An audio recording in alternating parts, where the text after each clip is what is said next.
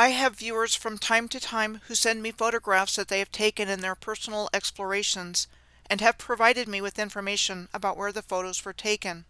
I'm going to be developing the content for this video around numerous photos sent to me by DM, who lives in the Bronx in New York City, and photos from PM, who lives in New South Wales in Australia, and who sent me a number of photos taken of Sydney on a recent visit there. My name is Michelle Gibson.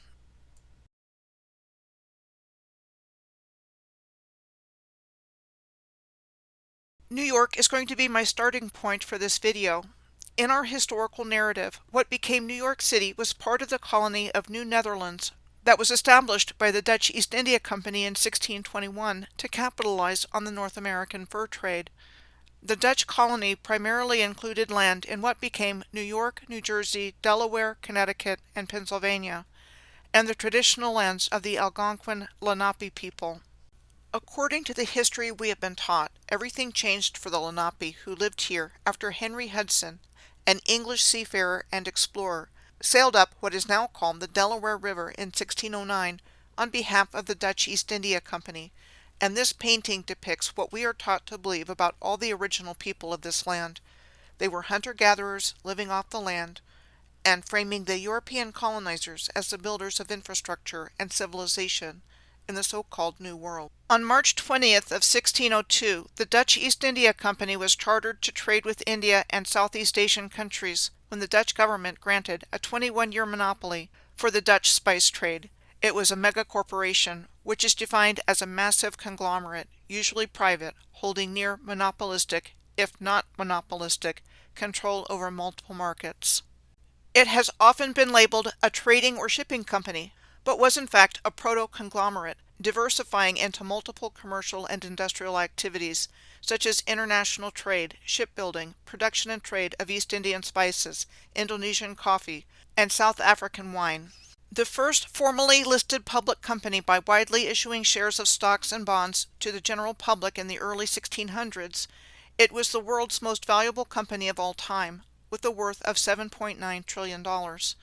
It was considered by many to have been the forerunner of modern corporations. Peter Minuit was the Dutch East India Company agent in our narrative who was said to have purchased the island of Manhattan from its native inhabitants for 60 guilders, or $24 worth of trade goods, like tools, wares, and wampum, a traditional shell bead. This kind of story about how land was acquired during this time period was quite typical throughout this region. Like the Montaukett Grand Sachem, Wyandanch, of eastern Long Island, was said to have sold Plum Island, which is located off the eastern end of the North Fork of Long Island, in 1659 to Samuel Willis, the son of Connecticut's Governor George Willis, for a coat, a barrel of biscuits, and 100 fishhooks. And who was also said to have sold Gardiner's Island, also off the eastern end of Long Island, that same year of 1659, to Lyon Gardner, the founder of the first English settlement in New York, for a large black dog, some powder and shot, and a few Dutch blankets. Wyandanch also died that same year, and after his death, the title of Grand Sachem went into decline and was eliminated by the colonists after they conquered the region of what was known as New Netherlands at the time. What I'm able to find in a search is that the title of Sachem was the title given to a Native American chief, in particular the chief of a confederation of Algonquin tribes. The Montaukets, or Montauks, once resided in large numbers on the eastern end of Long Island. Interesting to note, there is a Pharaoh surname amongst the Montauks. This is a painting of David Pharaoh of the royal family of the Montauk tribe. He lived between 1835 and died on July 18th of 1878. He was buried in the Indian Field Cemetery on the old reservation lands on East Lake Drive in Montauk. Princess Pocahontas Pharaoh was born on February 15th of 1878, the last Montauk born on the Montauk Reservation at Indian Field on Montauk Point, a year before the reservation was sold. She was the youngest daughter of King David Pharaoh and Queen Maria Fowler Pharaoh of the Montauk tribe. The king of the tribe always came from the Pharaoh family. Princess Pocahontas Pharaoh was born in the middle of efforts by Arthur Benson and the Long Island Railroad to force the Montauks off their land. Benson purchased Montauk in October of 1879 for $151,000 and allowed the railroad to expand its rail service through it. In 1897, King Wyandanch Pharaoh, Pocahontas's brother, went to court to try to get the Montauk land back and fought until 1910, at which time a New York court held that the Montauk tribe was extinct and stripped the nation of its tribal lands. Today, the Montauk are actively working towards the reversal of this decision, as well as the revitalization of their language and culture. With regards to the language of the original peoples in this part of the world, Mohegan Pequot was an Algonquin language spoken by the Mohegan, Pequot, and Niantic people of southern New England, and the Montaukett and Shinnecock of Long Island. The last living speaker of Mohegan Pequot died in 1908. We are told that historically Mohegan Pequot did not have a writing system, and that the only significant writings came from European colonizers who interacted with speakers of the language. In today's world, the eastern end of Long Island is best known for the Montauk Project, a series of U.S. government projects with the purpose of developing things like psychological warfare techniques, like MKUltra, and time travel research, among others. Now I'm going to look specifically at the Bronx and places that DM took photos of in the Bronx. We are told the Bronx got its name from Jonas Bronk, who established the first European settlement in the area in 1639 as part of the New Netherland colony, and that by 1642 the native Lenape people were displaced by the European settlers. DM has always lived in the Bronx and went from place to place during the summer months, taking photos at various locations throughout the northernmost borough of New York City in the High Bridge residential neighborhood. The residential neighborhood was named for the High Bridge crossing the Harlem River there, which was originally part of an aqueduct system delivering water from the old Croton Aqueduct, said to have been built between 1837 and 1842, originating in Croton in Westchester County. To the Jacqueline Kennedy Onassis Reservoir in Central Park, a decommissioned reservoir said to have been built between 1852 and 1862, and the Civil War took place between 1861 and 1865. The High Bridge itself was said to have been first completed in 1848 and built by Irish immigrants, and connects the New York City boroughs of the Bronx and Manhattan. The High Bridge crossing the Harlem River in New York on the left brought to mind the Ribble Head Viaduct on the right in the Yorkshire Dales National Park in northern England, said to have been built for the railroad between 1869 and 1874. The High Bridge connects the High Bridge neighborhood of the Bronx with the neighborhood of Upper Manhattan called Washington Heights, the locations of the historic Fort George and Fort Tryon, at which I'm going to stop and take a look. Fort George was said to have been built in 1776 on Fort George Hill, near the intersection of Audubon Avenue and 192nd Street. The historic Fort George Trolley Park operated here from 1895 to 1914. Fort George was located at the end of the 3rd Avenue trolley line and was said to have been developed as a trolley park starting in 1894 in order to give people a reason to use their trolley services at the end of their lines on weekends and draw the residents of Manhattan to the Riverside neighborhood for summer recreation. The park's attractions included things like rides, saloons, casinos, the Harlem River Speedway, and vaudeville shows, sitting atop the masonry banks of the Harlem River. This is a picture of the Harlem River embankment that was taken sometime between 1899 and 1904 on the left, and on the right is a photo of the Harlem River today where the High Bridge crosses it. An embankment is defined as a raised wall, bank, or mound made of earth or stones that are used to hold back water or carry a roadway. So for examples, roads, railroads, and canals are normally raised on embankments. While the Fort George Trolley Park prospered for years, we are told that local residents began to petition for its closure in 1910 as benefits to the local economy faded and the neighborhood suffered from social problems stemming from the park, like public drunkenness and high crime. There was a suspicious fire on the property in 1911, but repairs were made and the park reopened. Then in 1913, there was another suspicious fire that devastated the park, and after this one, the property was condemned and the land of the former trolley park was incorporated into High Bridge Park. Fort Tryon was also located in the Washington Heights neighborhood of Upper Manhattan. This is what we are told about Fort Tryon. During the Revolutionary War, it was one of the sites of the Battle of Fort Washington that resulted in a British victory and huge American loss. During the 19th century, the area was said to be sparsely populated, but that by the turn of the century, Fort Tryon was the location of large Gilded Age country estates, like the Billings estate, the most luxurious of the estates. We are told what had become known as Fort Tryon Hall was built by wealthy Chicago businessman and horse breeder Cornelius K.G. Billings, who had purchased 25 acres of land in what was called the countryside of northern Manhattan. Billings, the former president of the People's Gas Company of Chicago, was said to have started construction of his estate in 1901.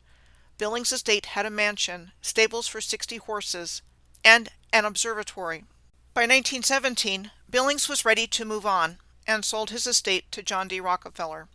Rockefeller wanted to combine the property of this estate with 2 other estates and turn the land into a public park. He wanted to tear down Fort Tryon Hall, but his architects protested, so he changed course with other ideas for its use. Well, I guess fate must have helped Rockefeller out, because in 1926 a fire burned down Fort Tryon Hall, along with its priceless works of art and other fineries. We are told that remnants of Fort Tryon Hall include the driveway that Billings had constructed, a sort of bridge that extended over the edge of the hill, with a high graceful arch at each end. John D. Rockefeller was a co-founder of the Standard Oil Company in 1870, along with Henry Flagler, roughly a decade after the birth of the oil industry at Titusville in Pennsylvania in 1859. Titusville in Pennsylvania is just 14 miles or 22 kilometers south of West Hickory, where the tallest recorded skeleton in North America was found. This 1870 newspaper article printed in the Marysville Tribune in Ohio from the Oil City Times in Pennsylvania says this with regards to the giant that was found at West Hickory. 2 men were excavating near West Hickory in preparation for erecting a derrick and unearthed a well-preserved skeleton of an enormous human.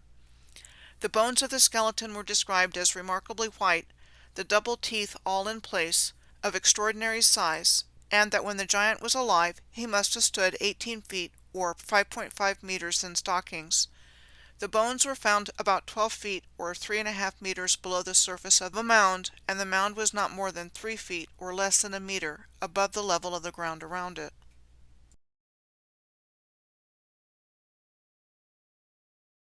John D. Rockefeller Sr. was born in the United States in 1839 and was the progenitor of the wealthy and powerful Rockefeller family.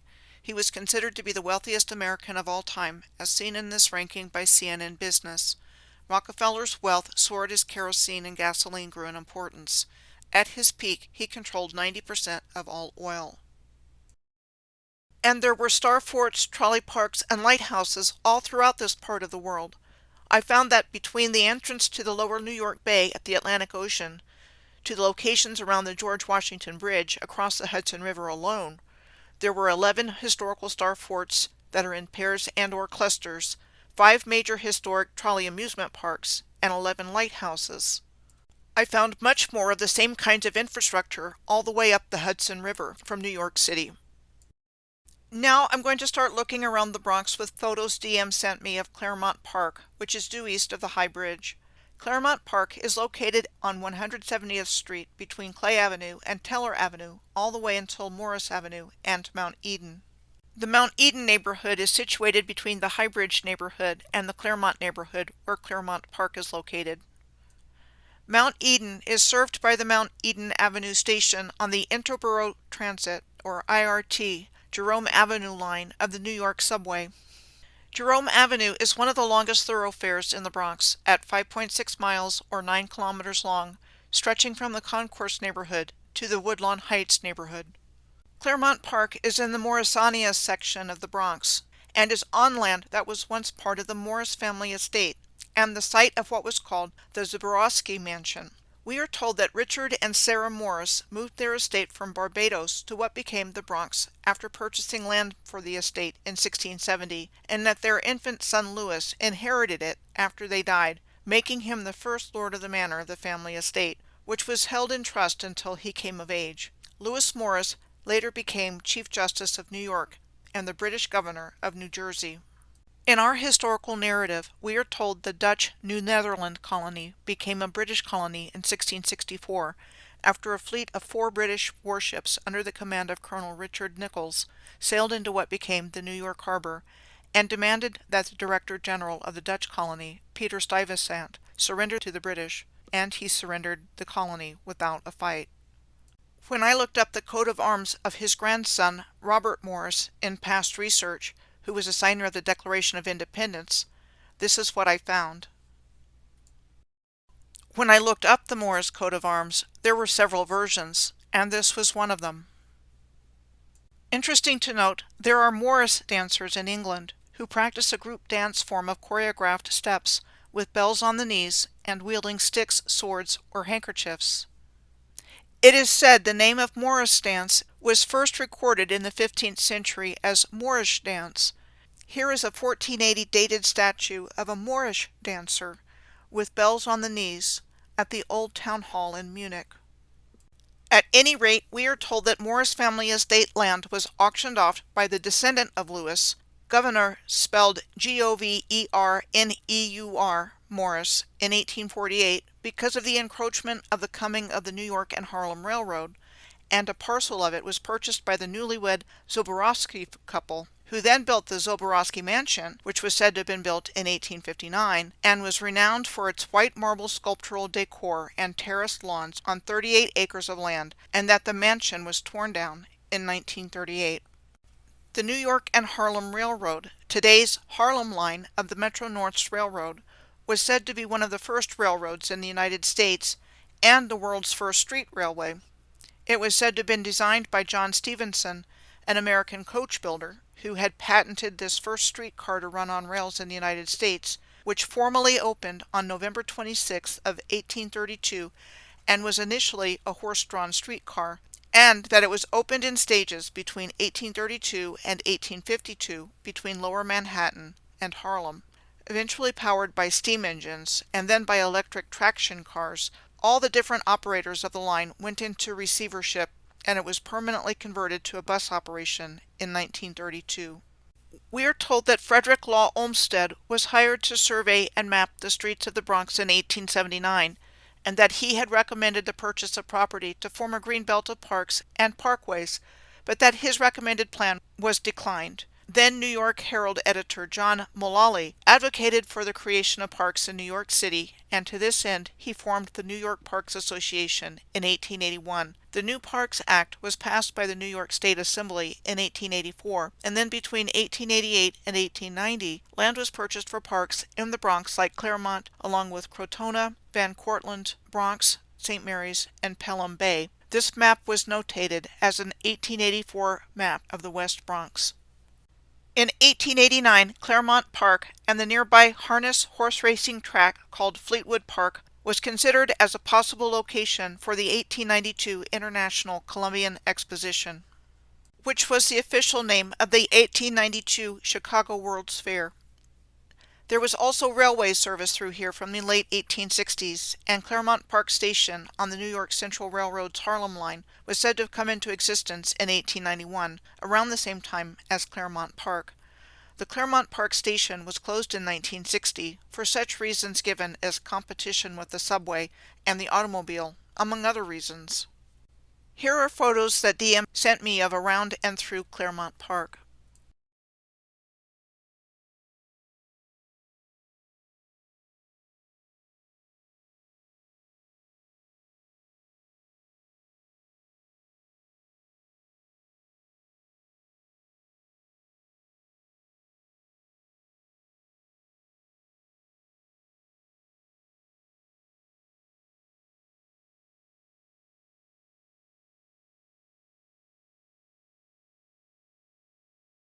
Before I head out from this part of the Bronx to look at other places DM brought to my attention, I would like to take a look at what's in a space a short distance to the northeast of Claremont Park, which contains the Bronx Zoo, the New York Botanical Garden, and Fordham University. The Bronx Zoo is the largest metropolitan zoo in the United States and one of the largest by area, and first opened in November of 1899, featuring 843 animals in 22 exhibits. We are told that the zoo's original buildings, known as Astor Court, were designed as a series of Beaux-Arts pavilions around the circular sea lion pool. The progenitor of the Astor family in America was John Jacob Astor. John Jacob Astor was born near Heidelberg in the Baden-Württemberg state in Germany in 1763 and emigrated first to Baltimore in November of 1783, just after the end of the American Revolutionary War. By later in the 1780s, he had opened a fur goods shop in New York City. Astor went on to make a fortune in real estate investment in and around New York City, the fur trade, and opium smuggling. John Jacob Astor was considered to be the world's first multimillionaire and the third richest American of all time, according to CNN Business. The gigantic Rainey Memorial Gates are at the Bronx Zoo's main entrance on Fordham Road and said to have been sculpted in the Art Deco style by noted sculptor Paul Manship between 1926 and 1934 as a memorial to big game hunter Paul J. Rainey. The bronze gates stand over 34 feet or 10 meters high and are 42 feet or 13 meters wide, like they were made by larger people for larger people. These gates are completely covered with a green patina, which is caused by the oxidation of the copper element in the bronze, reacting with the elements over time. I wonder how many years it would take for the gates to completely change color like that.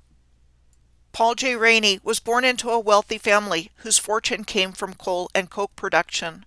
Rainey hunted big game in Africa, and he and his team filmed it, releasing 6 reels of documentary film in 1912. He was involved in making silent documentary films until his death in 1923 at the age of 46 from a cerebral hemorrhage, and his sister was said to have commissioned the gates in his memory. Ever wonder about the name of Giants for a New York football franchise?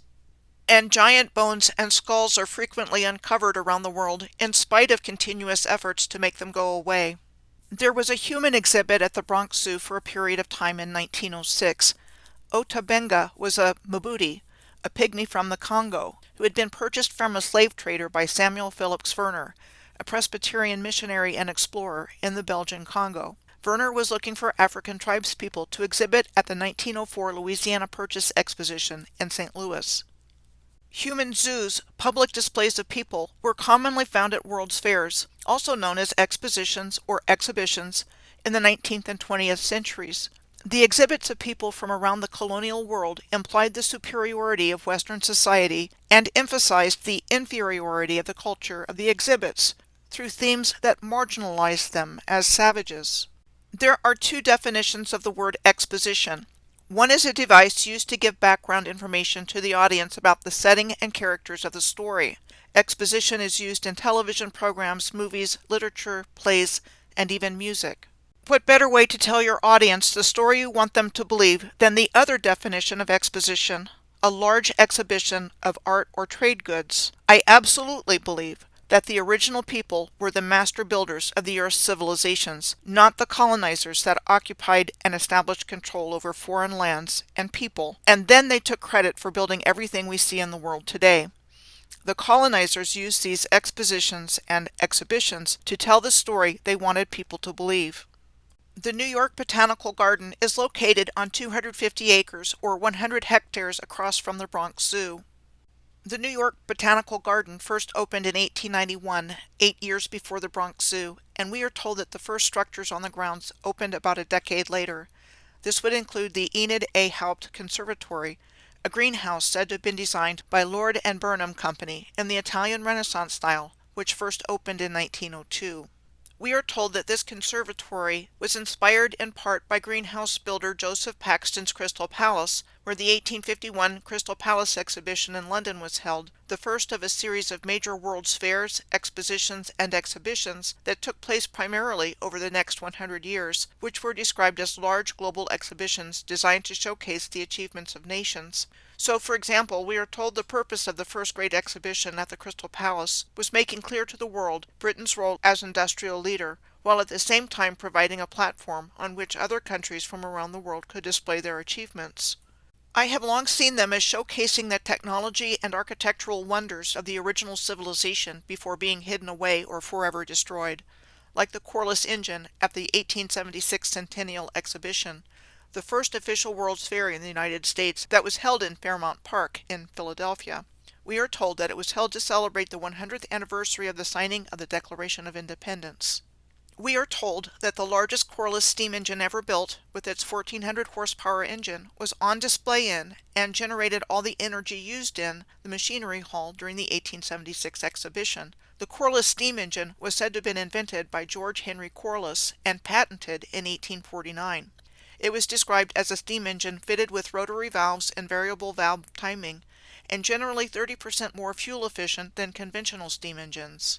Somebody left me this comment after I uploaded the video 4 years ago called Exposing Exhibitions, Expositions, and World Fairs since 1851 about the coreless engine looking like a Ruckma Vimyana.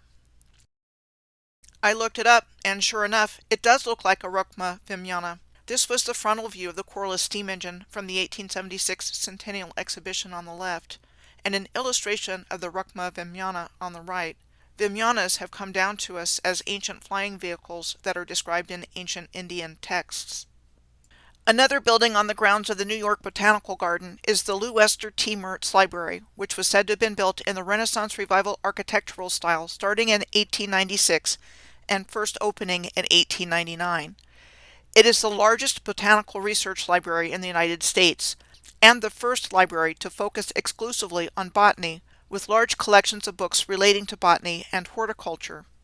We are told that this location was selected to build the library because of its hilltop location, which was only the short distance of 1,000 feet or 300 meters from the Botanical Garden Station of the New York Central Railroad, which today is the Metro-North Railroad, as seen in the tiny train exhibit at the Haupt Conservatory. Included in the landscape of the Botanical Garden, of over 1 million living plants, there is a 50-acre or 20-hectare tract of original old-growth forest that has never been logged.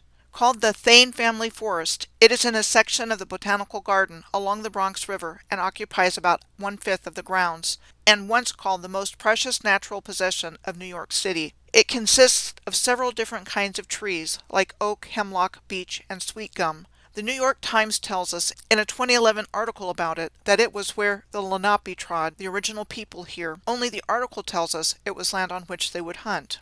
The last place I want to look at in this location is Fordham University, which is adjacent to the Botanical Garden. Fordham University is a private Jesuit research university that was first established in 1841 as St. John's College by the Catholic Bishop John Hughes, and the Jesuits began to arrive in 1846. The educational curriculum at Fordham has been influenced by Jesuit principles. The Jesuit order was established as a missionary order in 1540 by the issuance of a papal bull by Pope Paul III that included a special vow of obedience to the Pope in matters of mission direction and assignment.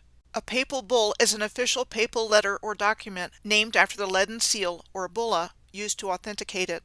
Fordham University was named after the Fordham neighborhood of the Bronx. A Dutch settler who anglicized his name to John Archer established a community at what is now 225th Street near the Harlem River, where Archer owned 3,900 acres or 1,578 hectares of land. The English colonial governor at the time approved the settlement with a letter patent, making Archer lord of the manor, and the manor lasted from 1671 to 1762. Letters patent are a type of legal instrument in the form of a published written order issued by a monarch or other head of state granting an office, right, monopoly, title, or status to a person or corporation. Thus they can be used for the creation of corporations or government offices, or for granting city status or a coat of arms. This is important to note because letters patent were an important instrument in the colonization and subsequent subjugation of foreign lands. The monarch would issue a royal charter to establish a colony, issued by royal prerogative as letters patent. This graphic breaks down the types of colonies after a royal charter has been granted. Like papal bulls, royal charters and letters patent figure prominently in the effort to authenticate and legitimize what has taken place on Earth and the historical narrative we've been taught. Fordham University is also considered one of the most haunted universities in the Northeast, with persistent reports of ghostly sightings. Fordham University was also a filming location for the 1973 horror movie The Exorcist, about the demonic possession of a young girl. Georgetown University, another Jesuit school and the oldest Catholic institute of higher education in the United States that was established in 1789, was also a filming location for The Exorcist. One of the filming locations in Georgetown is still known as the Exorcist Steps. depicted in the movie when a priest was thrown down onto them from a house next to the steps, and remains a tourist attraction to this day.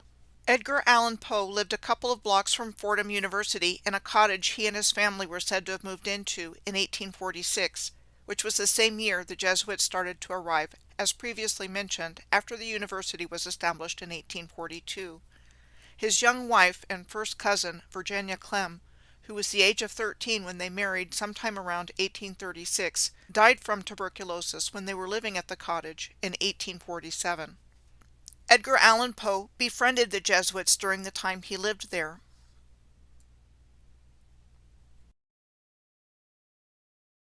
At some point after his wife died, he moved from the Bronx to Baltimore, where we are told he died of unknown causes at the age of 40 in 1849. Edgar Allan Poe was the Stephen King of his day, with his dark and macabre storylines exploring themes of death, madness, and the supernatural, and considered part of the Gothic horror genre. Next, the Fordham train station is one of the busiest rail stations in the Bronx. We are told that a station on the New York and Harlem Railroad was first built here in 1850. The Metro-North's Fordham Station is located on the western end of Fordham University's Rose Hill campus. It is part of the Fordham Plaza Complex, a major commercial and transportation hub in the Fordham and Belmont sections of the Bronx. Besides being the location of the Fordham train station, the Fordham Plaza bus terminal is located here, and it is the busiest shopping district in the Bronx. Historically, we are told that Fordham Plaza was created when the New York Central Railroad electrified the four-track Harlem Division in 1903. The 3rd Avenue L on the left was an elevated railway between the Bronx and Manhattan. The last elevated railway to operate in Manhattan, it was phased out starting in the early 1950s and completely closed in May of 1955. The trolley was also part of the 3rd Avenue Railway system, which operated every streetcar line in the Bronx. All streetcar lines in the Bronx were abandoned in the years between 1918 and 1948.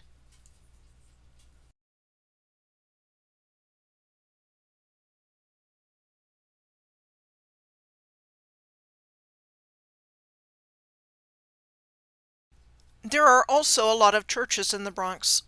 As a sampling, I'm going to look at 2 of them close to this part of the Bronx near Fordham University, the Botanical Garden, and the Zoo, Our Lady of Mount Carmel Church and St. Thomas Aquinas Church. Our Lady of Mount Carmel Church is located 3 blocks south of Fordham University.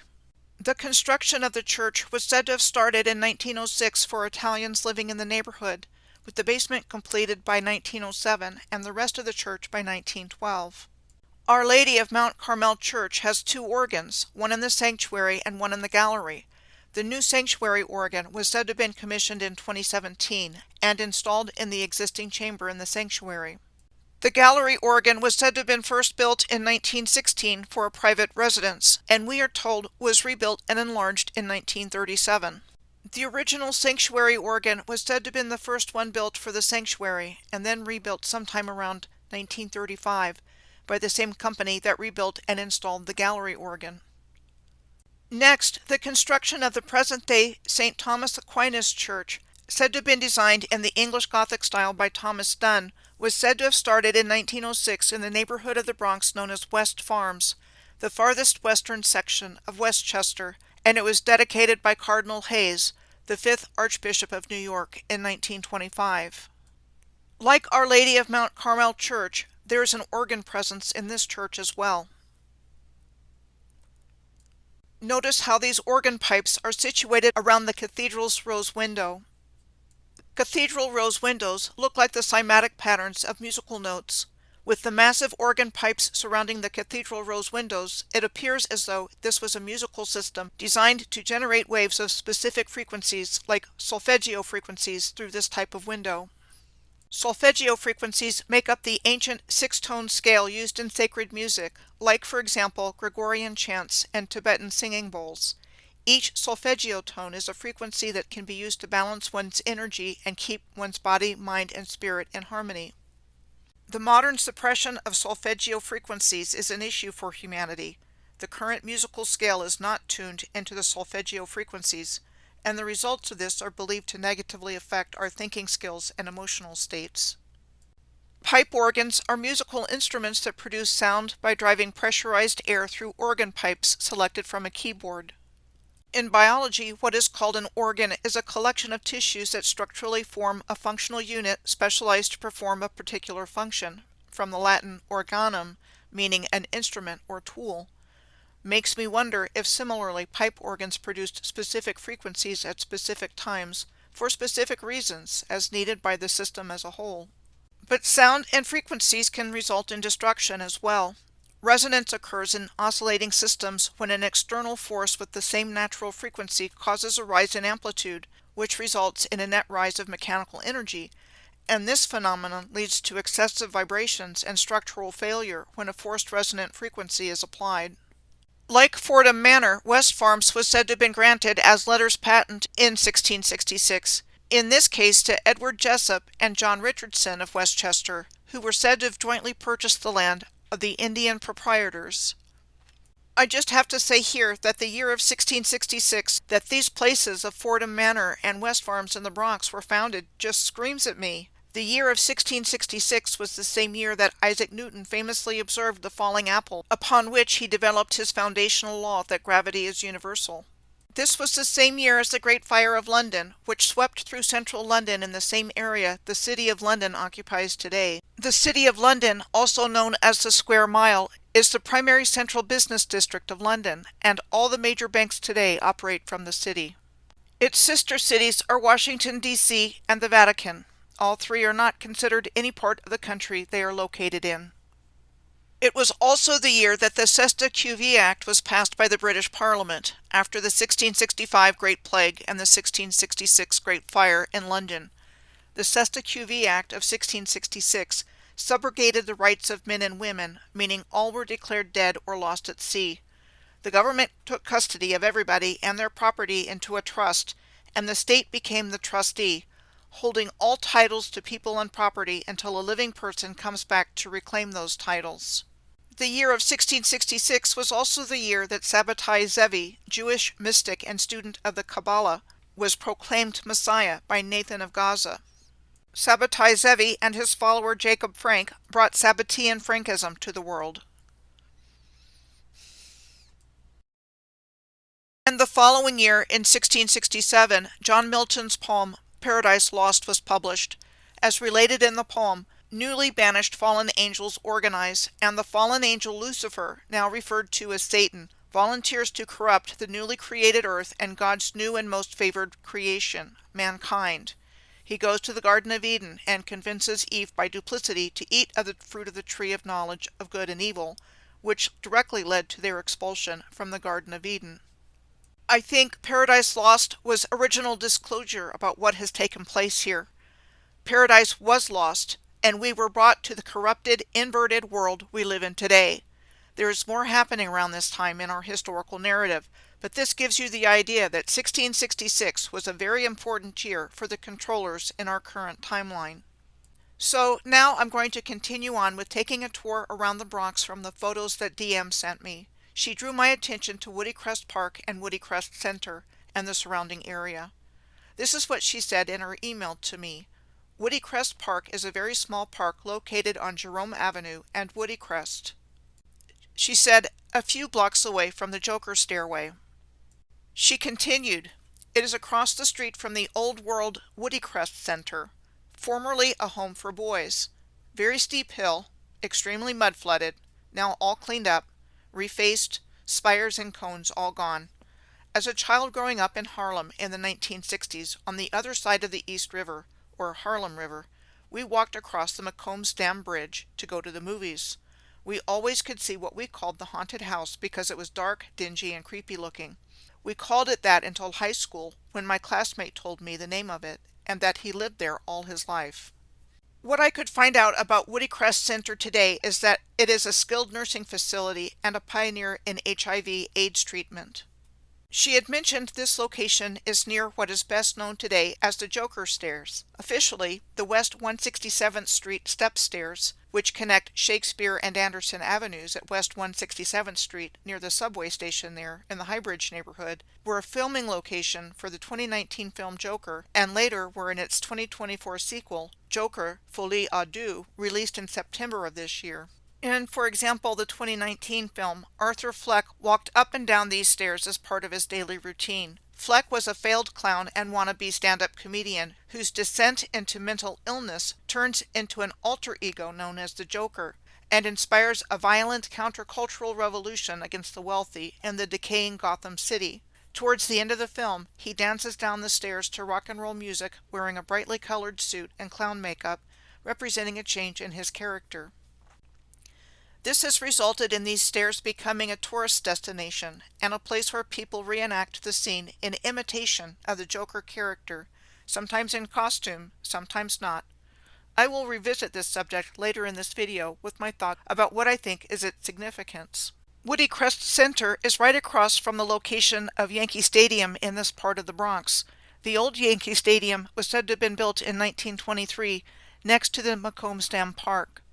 The old Yankee Stadium was in use between 1923 and 2008.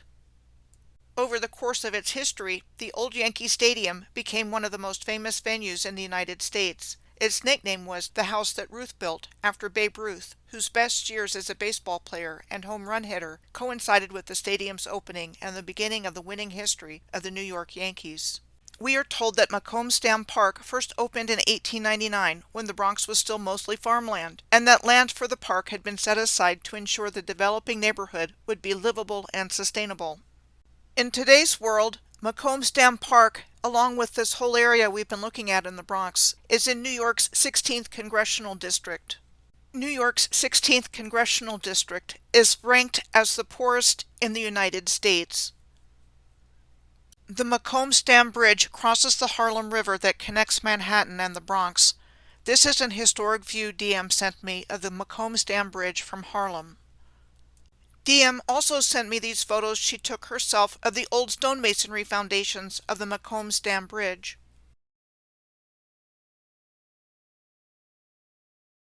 We are told that this site was originally the location of a dam that also served as a bridge that existed from 1816 to 1858, and that the current bridge has been there since 1890. Still in the same general area, DM also sent me photos she took of Joyce Kilmer Park, what is now the Concourse Plaza Redevelopment Housing Authority, the Bronx Supreme Court, Railroad Park, and Franz Siegel Park. The Joyce Kilmer Park highlighted at the top of the screenshot is located from 161st to 164th Streets between what is called the Grand Concourse and Walton Avenue. We are told that the Heinrich Heine Fountain at this park pictured here honors a German poet, writer, and dissident who never lived in the United States. This fountain was said to depict Die Lorelei, after a poem written by Heine that immortalized a mysterious creature of German romantic legend, seated on a rock in the Rhine River, surrounded by mermaids, dolphins, and seashells. In the legend of the Lorelei, the maiden was transformed into a siren, a female human-like being with an alluring voice, after throwing herself into the river. Afterwards, she hypnotized sailors with her singing, causing them to fall asleep and leading to their deaths. It is interesting to note here, along with the odd honoree and odd subject matter of the fountain, that this same poet, Heinrich Heine, who lived from 1797 to 1856, was considered to be a member of the Young Germany movement, and his radical political views led to many of his works being banned in Germany, and he spent the last 25 years of his life living as an expatriate in Paris. Young Germany was an outgrowth of the Young Italy movement started by Giuseppe Mazzini, who had founded a political movement for Italian youth under the age of 40 in 1831. In The Secret Founding of America book by Nicholas Hager, on page 174, we find the name of Giuseppe Mazzini taking over the Illuminati in 1834. Adam Weishaupt established the Bavarian Order of the Illuminati on May 1st of 1776. Born in Ingolstadt, Germany in February of 1748, He was educated by Jesuits starting at the age of 7 and was initiated into Freemasonry in Munich in 1777. He died in Gotha in Germany under the protection of Duke Ernest II of Saxe-Gotha-Altenburg in 1830. The lineage of the Duchy of Saxe-Gotha-Altenburg eventually became the House of Saxe-Coburg and Gotha, to which first cousins Queen Victoria and Prince Consort Albert both belonged, which became known to us as the House of Windsor in 1917. I even found the House of Saxe-Coburg and Gotha in the Republic of Texas. The Mainzer Adelsverein, or Nobility Society of Mainz, was organized on April 20th of 1842 as a colonial attempt to establish a new Germany within the borders of Texas through organized mass immigration, and land was purchased via land grants from the Republic of Texas. One of the founding members of the Adelsverein was Ernest II, the Duke of Saxe-Coburg and Gotha, and the older brother of Prince Albert. Organized German communities in Texas included New Braunfels, Patina, Castell, Leiningen, Meerholz, Schoenberg, Indianola, Fredericksburg, Sisterdale, Tusculum, New Ulm, Green, and Schertz. The Adelsverein was said to have ended its colonization campaign in 1853 due to a large amount of debt. The obscure Heinrich Heine's autobiographical works touched on his political ideas, which were heavily influenced by Johann Wolfgang von Goethe, who lived from 1749 to 1832. Goethe was widely regarded as the greatest and most influential writer in the German language. Goethe was an early participant in what was called the Sturm und Drang movement, which started, for all intents and purposes, from the mid-1760s to the late 1780s, so approximately 15 years. Sturm und Drang translates to storm and stress in English.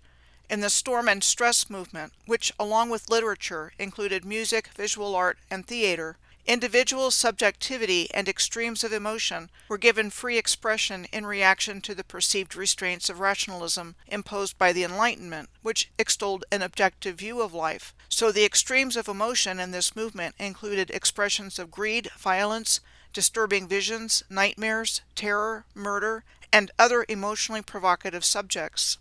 The Sturm und Drang movement sounds very much like the Surrealist movement that began in the early 20th century. Surrealism was an artistic and literary movement that started in France and Belgium in 1917, and on the surface, one of its aims, we are told, was to release the creative potential of the unconscious mind by the juxtaposition of irrational images. Beneath the surface, the founder of Surrealism, André Breton, was a dedicated Marxist. He got his start in the Dada movement, which was said to have developed in reaction to World War I by artists who rejected the logic, reason, and aestheticism of modern capitalist society, instead expressing nonsense, irrationality, and anti-capitalism protest in their works. He wrote his first of 4 Surrealism manifestos in 1924. The Surrealist sought to overthrow the oppressive rules of modern society by demolishing its backbone of rational thought by tapping into the superior reality of the subconscious mind. The Surrealists hailed the development of the paranoid critical surrealistic technique in the 1930s by Salvador Dali, in which the artist invokes a paranoid state that was said to result in the deconstruction of the concept of identity, allowing subjectivity to become the primary aspect of the artwork. This is Dali's Metamorphosis of Narcissus, his first painting resulting from this technique in 1937, and currently at the Tate Modern Art Museum in London. Like the Sturm und Drang movement, the Surrealism movement definitely seemed to promote mental illness and the breakdown of society. The establishment in 1765 of the Freiburg University of Mining and Technology, the oldest school of mining and metallurgy in the world, by Francis Xavier of Saxony of the House of Wettin, coincided with the beginning of the Sturm und Drang movement in Germany in the 1760s. Its main purpose was the education of highly skilled miners and scientists in fields connected to mining and metallurgy. Queen Victoria and Prince Albert, first cousins and members of the House of Saxe-Coburg and Gotha, were part of what was called the Ernestine branch of the same House of Wettin. Just 10 years after the Freiburg University of Mining and Technology was established, anthracite coal was first mined in Pennsylvania in Wilkes-Barre in 1775, the same year as the beginning of the American Revolutionary War. We are told that anthracite coal mining fueled the urban development in the region, resulting in a string of towns, industries, mines, roads, and rail lines to the south. We are told the anthracite region of Pennsylvania was where the story of where America was built began, and was home at one time to major anthracite coal supplies and the mine-to-market process, with a legacy of intense mining, industrial development, and a rich mixture of ethnic cultures. Anthracite coal is the purest form of coal, and this region contains most of the world's supply of anthracite coal, found in alternating layers of rock said to have been folded into mountains and created by a geological process called coalification. We are told the American Canal Age was between 1790 and 1855 and started in Pennsylvania, where the first legislation surveying canals was passed in 1762, and that the construction of the Union Canal between Middletown and Reading was said to have started under the administration of President George Washington in 1792 and completed in 1828, and was touted as the golden link in providing an early transportation route for shipping anthracite coal and lumber to Philadelphia. The construction for this canal would have started less than 10 years after the end of the American Revolutionary War in 1783, supposedly during a time in our history when society was based on agriculture and not technologically advanced. Keep in mind, they were said to have been doing all of this heavy construction work before the start of the Industrial Revolution in America, which would have been in the 1870s, according to our historical narrative. It's been speculated on alternative media for quite a while that George Washington and Adam Weishaupt were the same person. So at the very least they were contemporaries, since the Declaration of Independence was signed on July 4th of 1776, only 2 months after Adam Weishaupt established the Bavarian Order of the Illuminati on May 1st of 1776. But nah, that's probably just another conspiracy theory. Yet the label of conspiracy theory or theorist has been effectively used to disparage and shut down anyone who dares to question the narrative. The word Gothic has several meanings pertaining to darkness here. Gothic fiction, sometimes called Gothic horror, started with the publication of Horace Walpole's 1764 novel, The Castle of Otranto, which was later subtitled A Gothic Story. The setting was a haunted castle, and the plot was filled with psychological terror. The publication of this story was said to start this literary genre that was extremely popular in the 18th and 19th centuries, like that of the previously mentioned Edgar Allan Poe, Mary Shelley, who gave us Frankenstein, Bram Stoker gave us Dracula, and Robert Louis Stevenson gave us Dr. Jekyll and Mr. Hyde. Gothic fiction has such characteristics as an environment of fear, supernatural events, and the intrusion of the past onto the present. Settings were said to include physical reminders of the past, like ruined buildings, which stand as proof of a once physically thriving world in a state of decay, like the example of the ruins of Wolf's Crag Castle in Sir Walter Scott's 1819 historical novel, The Bride of Lammermoor. What are called moors or moorlands feature prominently in Gothic fiction, and often depicted not only as a refuge from things like abuse, but also ominous and threatening places, and the location of supernatural encounters. Moorlands are described as being characterized by low-growing vegetation on acidic soils and includes uncultivated hill land, as well as low-lying wetlands. Moors are also frequently covered by massive cut and shaped stones. I see the memory of the Moors and their worldwide and advanced civilization after its destruction being retained in place names like these, like the name of Morris we saw earlier in the Bronx. Then there are Goths. In today's world, people who identify as Goths are part of a subculture that started in the United Kingdom in the early 1980s that embraces dark themes in clothing styles, music, makeup, and so forth. They are inspired by the Gothic arts and literature of the 1700s and 1800s, as well as horror films. Goths are considered free-thinking and value freedom of expression. And the Goths I have known from earlier in my life were troubled kids from broken homes. The previously mentioned Joker movies filmed in the Bronx took place in Gotham City, like all the Batman-related content. The Batman superhero first appeared in DC Comics in March of 1939. Gotham City is the primary city appearing in DC Comics, and while New York City has long been associated with Gotham City, it is depicted as a metropolitan city in the northeastern United States and one of the most crime-ridden cities in the world. And lastly, with all these similar sounding words and names that come to mind, I want to bring forward the similarly sounding word of Gotia. Gotia is defined as a type of European sorcery or witchcraft transmitted through grimoires or instruction manuals for magical practices, which include spell casting and summoning supernatural entities of different kinds, including demons. The Ars Gotia in particular is considered the Grand Grimoire and lists the main demons, including Baal, at the top of the list.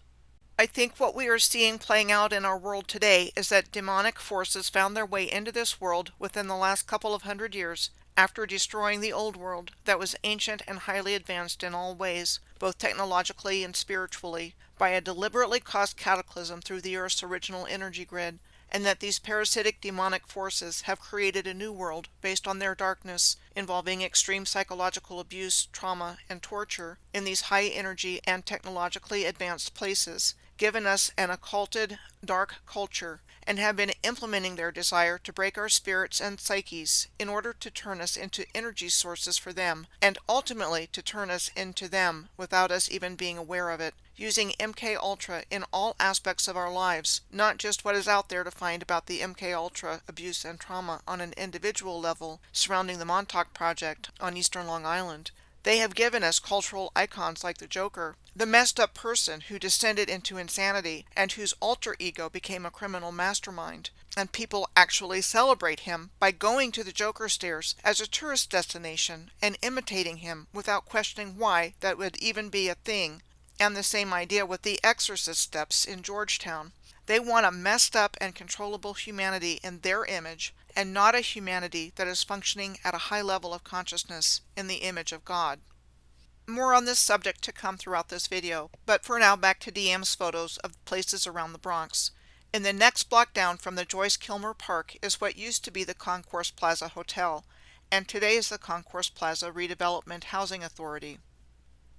The Concourse Plaza Hotel was a luxury hotel for which the construction was said to have started in 1922 and it first opened in 1923. In its heyday, it was a location for presidential campaign stops and host to major sports stars. It had a grand ballroom and 4 smaller banqueting halls, and for years was considered the best location in the Bronx for social, business, and fraternal events. Then starting in 1957, we are told the hotel started experiencing financial difficulties and subsequently went through a series of new owners who also experienced financial difficulties.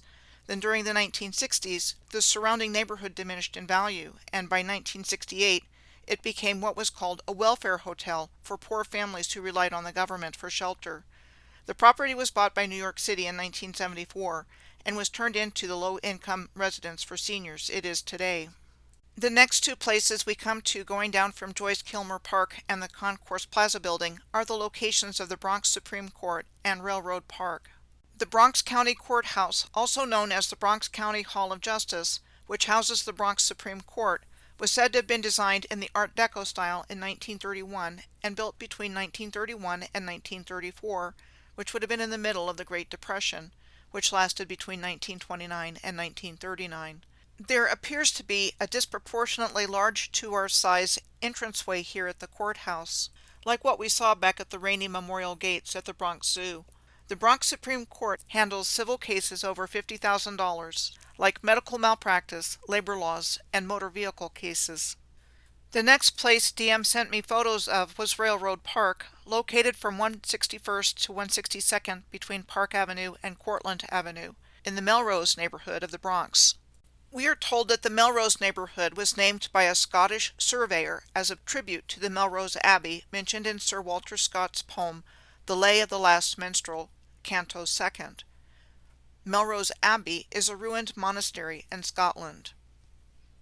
Come to find out, Sir Walter Scott's literary work had a major impact on European, American, and Scottish literature, in a similar fashion to the impact that Goethe had on German literature, and both men died in the same year of 1832.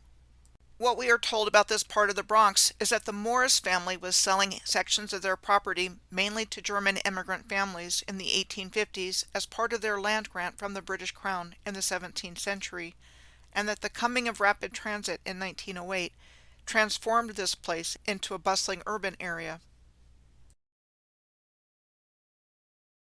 There is an abandoned railroad station at the park, though the Metro North's Railroad's Harlem line still runs underground right by the park.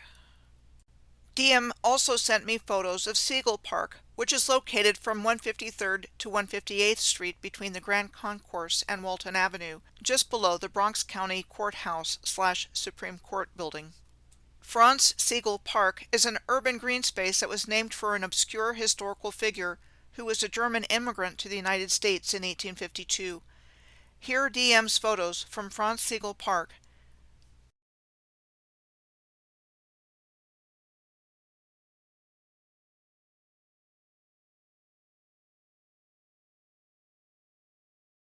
Franz Siegel immigrated to the United States from Baden in Germany after participating in the revolutions of 1848 as a military officer, leading the Baden revolutionary forces against the Grand Duchy of Baden, who defeated Siegel's militia that same year in our historical narrative. The revolutions of 1848 were a series of political upheavals throughout Europe that year. What we are told is that the revolutions had the goal of removing the old monarchical structures and creating independent nation-states, and was the most widespread revolutionary wave in Europe's history, with 50 countries being affected. But from all my research of the time period and the people involved, including but not limited to my video Freemasons, Bankers, Revolutionaries, and Civil Wars, I have come to the conclusion that the actual goal was to remove the original ancient ruling families and ultimately replace them with a new form of government, which was ultimately controllable. All indications are that the Italian revolutionary Giuseppe Mazzini, leader of the Bavarian Order of the Illuminati during this time, was a major player behind the revolutions of 1848.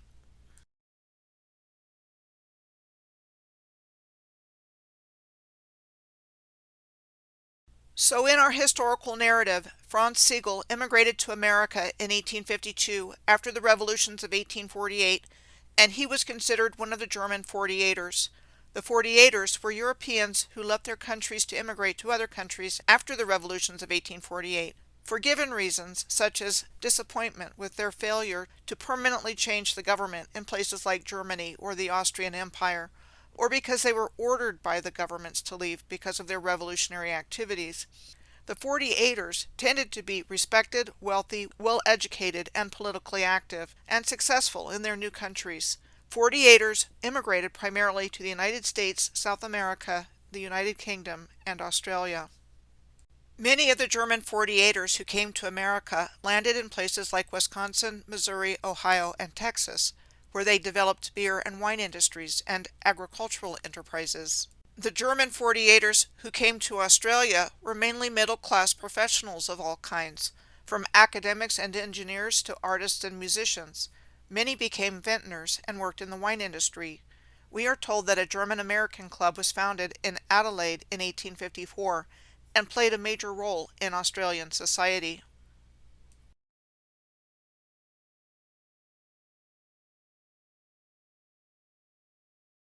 The 48er Franz Siegel we find honored in a Bronx park bearing his name, lived and worked as a teacher in New York City upon his arrival there, and moved to St. Louis, Missouri in 1857, where he became a professor at the German Institute there, where there was a huge German immigrant population that became very active during the American Civil War, and Missouri as a border state was a hotbed for both sides of the conflict. Siegel was commissioned as a colonel of the 3rd Missouri Infantry Regiment in the Union Army, and by August of that year we are told that President Lincoln had elevated him to the rank of brigadier general.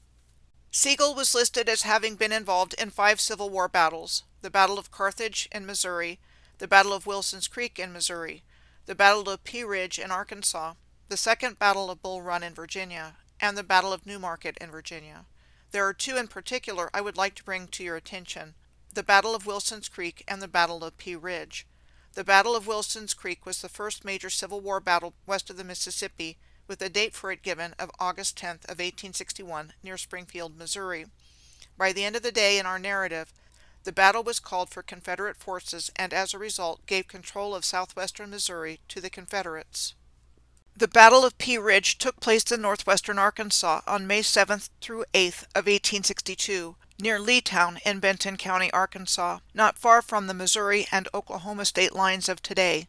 Over the course of the 2 days of this battle, there was action in Bentonville. Bentonville is the county seat of Benton County. Bentonville is noteworthy as the birthplace and headquarters of the world's largest retailer, Walmart. The Battle of Pea Ridge was won by Union forces, with over half being German immigrants under Sigel's command, and for a time established federal control over most of Missouri and northern Arkansas. Both of these battles took place in the Trans-Mississippi Theater of the American Civil War. The Trans-Mississippi Theater of the Civil War covered everything west of the Mississippi River as pictured here. We are told that there were altogether 7 battles in Arkansas, New Mexico, Missouri, and Louisiana between 1862 and 1864 in the Trans-Mississippi Theater of War. As a matter of fact, the Trans-Mississippi Department was a geographical subdivision of the Confederate Army.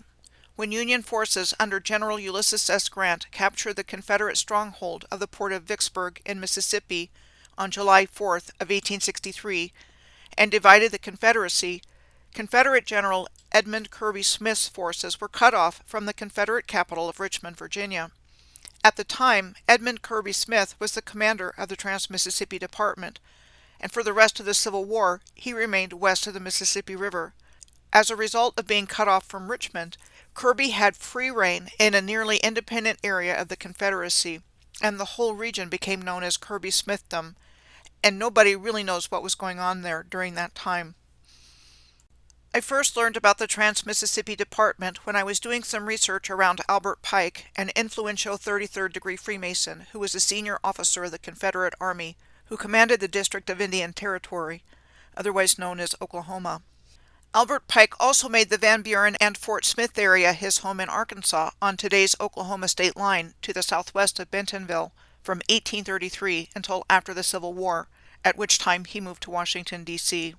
Albert Pike in his day was the most powerful Freemason in the world when he became the Sovereign Grand Commander of the Southern Jurisdiction in 1858, a position he held until his death in 1891.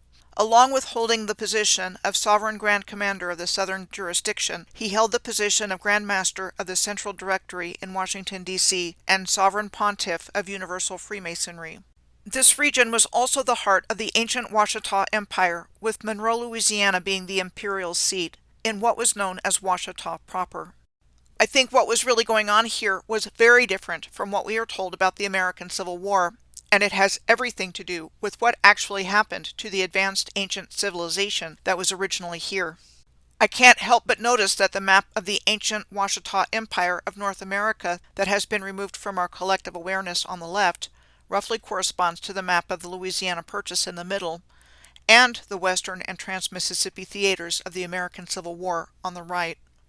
And Albert Pike, the most powerful Freemason in the world for 33 years, and Giuseppe Mazzini, the leader of the Bavarian Order of the Illuminati, were co-conspirators in plotting the direction they wanted the New World to go in, and were in correspondence with each other.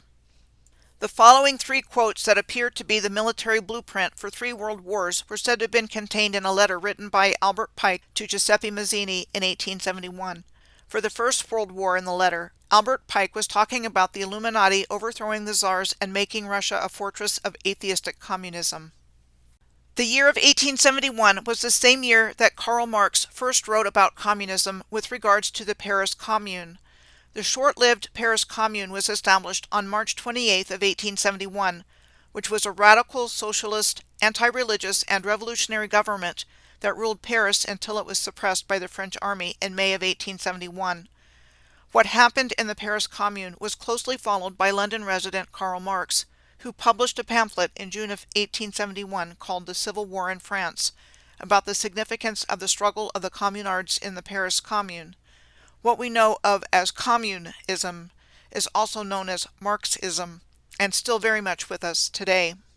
For the Second World War, Pike talked to Mazzini about taking advantage of the differences between fascists and Zionists, destroying Nazism, Zionism creating Israel, and communism being strong enough to control Christendom.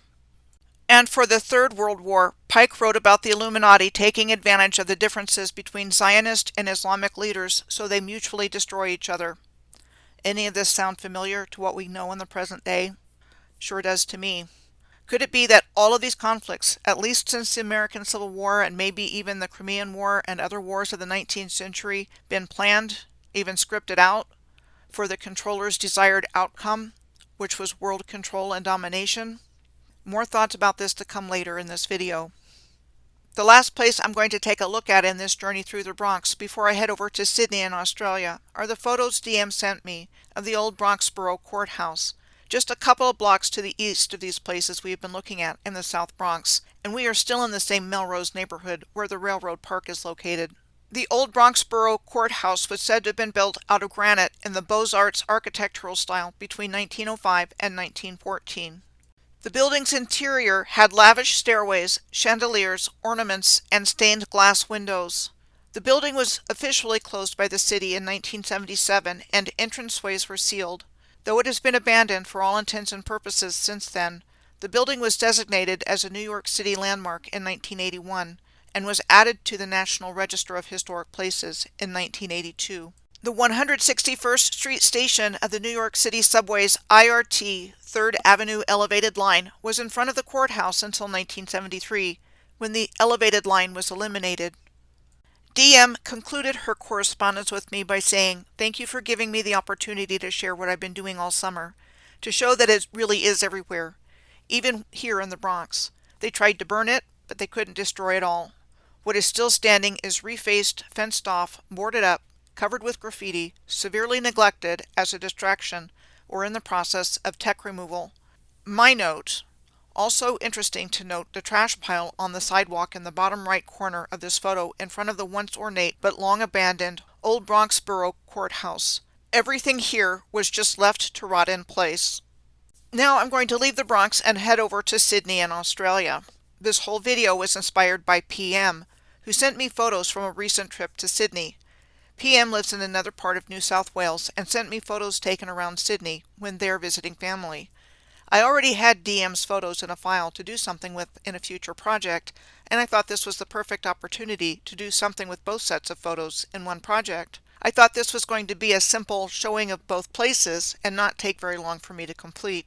But this project has taken on a life of its own with regards to the bigger picture information, and I have been already working on it for several weeks. Sydney is the capital of the New South Wales state and the largest city in Australia.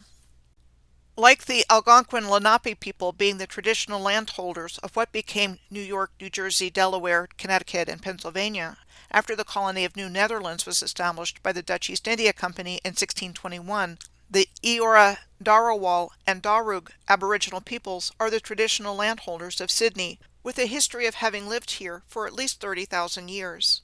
In September of 2023, I took an in-depth look at the question of whether or not the Aborigines of Tasmania and Australia were hunter-gatherers, as we are told in our narrative, like the Lenape of the northeastern United States, or actually the builders of its civilization, and that these original peoples were part of a worldwide Moorish civilization that was identical in design from ancient times to relatively modern times. We are told in our historical narrative that mainland Australia first received the name New Holland because the first European who sighted it was a Dutch navigator for the Dutch East India Company in 1606 named Willem Janszoon, who was also a colonial governor in the Dutch East Indies during the years between 1603 and 1616. This is Australia showing as New Holland on the Coronelli globe, which was commissioned in 1681.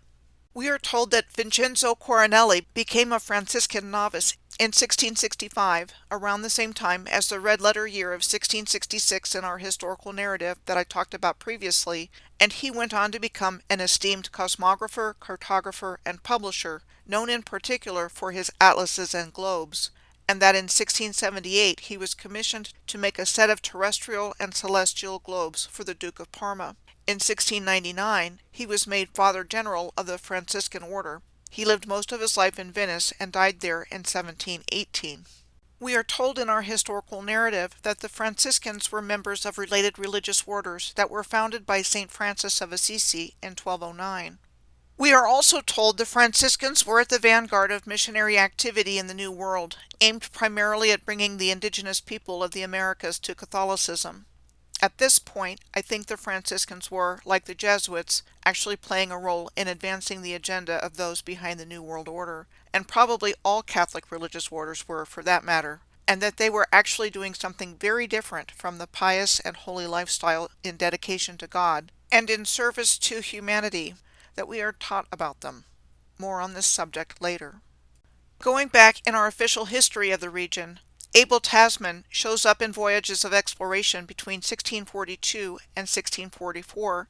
Abel Tasman was a Dutch seafarer and explorer who was appointed by the Dutch East India Company to explore uncharted regions of the southern Pacific Ocean. Tasman's first voyage to the South Pacific takes place in our narrative only 21 years after the New Netherlands colony in North America was established by the same Dutch East India Company. Tasmania got its present-day name from Abel Tasman, but its first European name was Van Diemen's Land, when Tasman honored his patron, Anthony Van Diemen, the Governor-General of the Dutch East Indies at that time. Interestingly, the name Southern Land, or Terra Australis, was also used on early European maps of the region. We are told that Terra Australis was a legendary hypothetical continent mentioned since antiquity and appearing on maps between the 15th and 18th centuries. This information was downplayed and obfuscated in our narrative, but I find this very interesting because I believe we are looking at a substantial amount of sunken land masses, not only here, but all around the world, including where I was looking in the northeastern United States. I do a really deep dive into my findings worldwide with regards to this subject and what I think caused it in my video on the Trail of Giants in Appalachia and beyond, the Cataclysm. In 1770, Captain James Cook first charted the eastern coast of Australia and claimed it for Great Britain in August of that year. Captain Cook returned to London with reports favoring colonization at today's Botany Bay, to which Sydney is adjacent. This took place in our historical narrative a little over 100 years after the Dutch New Netherland colony became a British colony in 1664. Cook's initial name for Botany Bay was Stingray Bay, but we are told in his journal it was changed to Botanist Bay and then became Botany Bay, which people have surmised was to honor botanists aboard his ship, led by Sir Joseph Banks, and to mark its floral novelties. Sir Joseph Banks was also said to have recommended Botany Bay as the ideal location for a penal colony because of its fertility. Botany Bay is called a marine-dominated estuary, receiving seawater from the Tasman Sea and fresh water from sources like the Cooks and Georges rivers. Botany Bay, interestingly, has a shaped shoreline, and the location of the Sydney International Airport is right there next to it. Jamaica Bay in New York City has a similar appearance on the right, and JFK International Airport is right next to it, too. Jamaica Bay is called a partially man-made and partially natural estuary on the western tip of Long Island, and containing numerous marshy islands.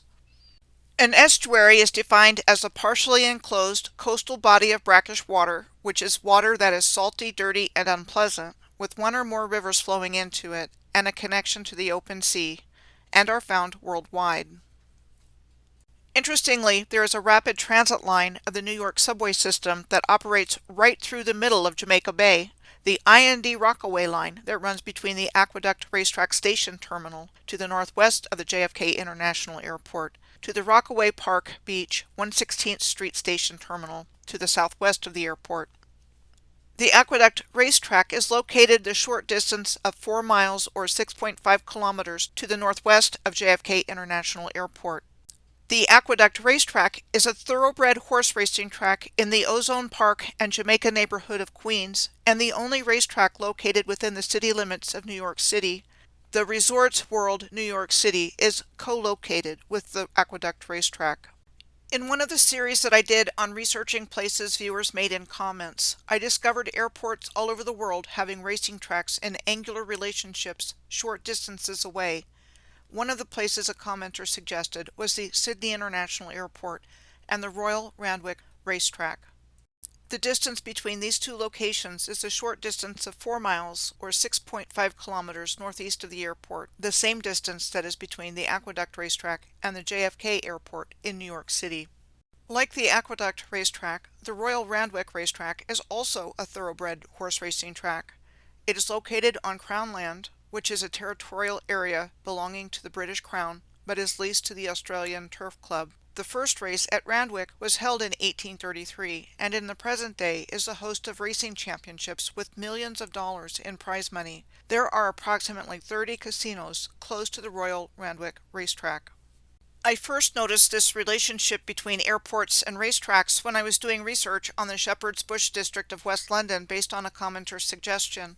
In the process of doing that, I realized I'd seen the same angular relationship between London's Heathrow Airport and Shepherd's Bush on the top left, where there had been a huge track at one time in White City that had been used for greyhound racing.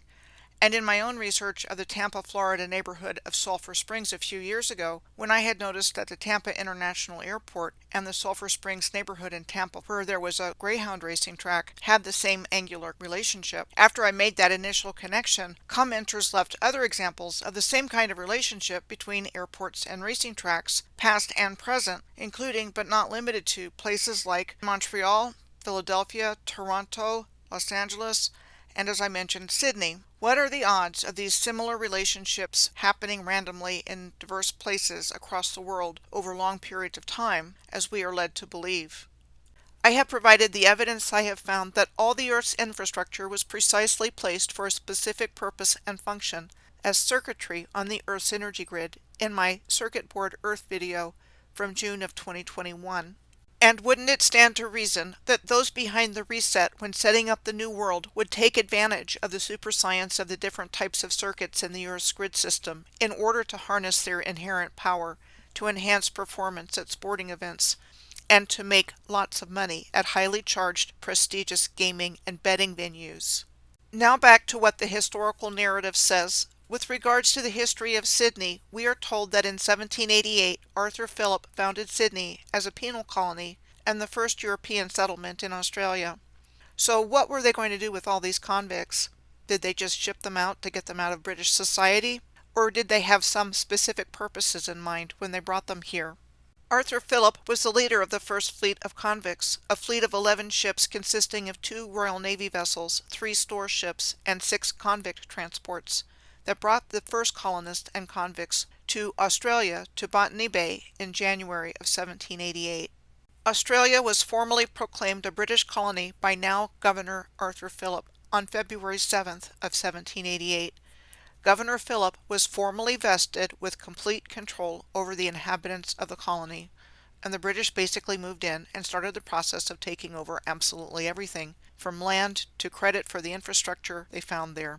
This was exactly the same model for taking power and control of foreign lands we saw earlier, with the granting of power and authority to one individual in the form of royal charters establishing colonies granted by the crown, and papal bulls issued by the Pope authorizing land grabs of entire regions, like the Inter Cetera Bull of Pope Alexander VI, authorizing the land grab of the Americas in 1493.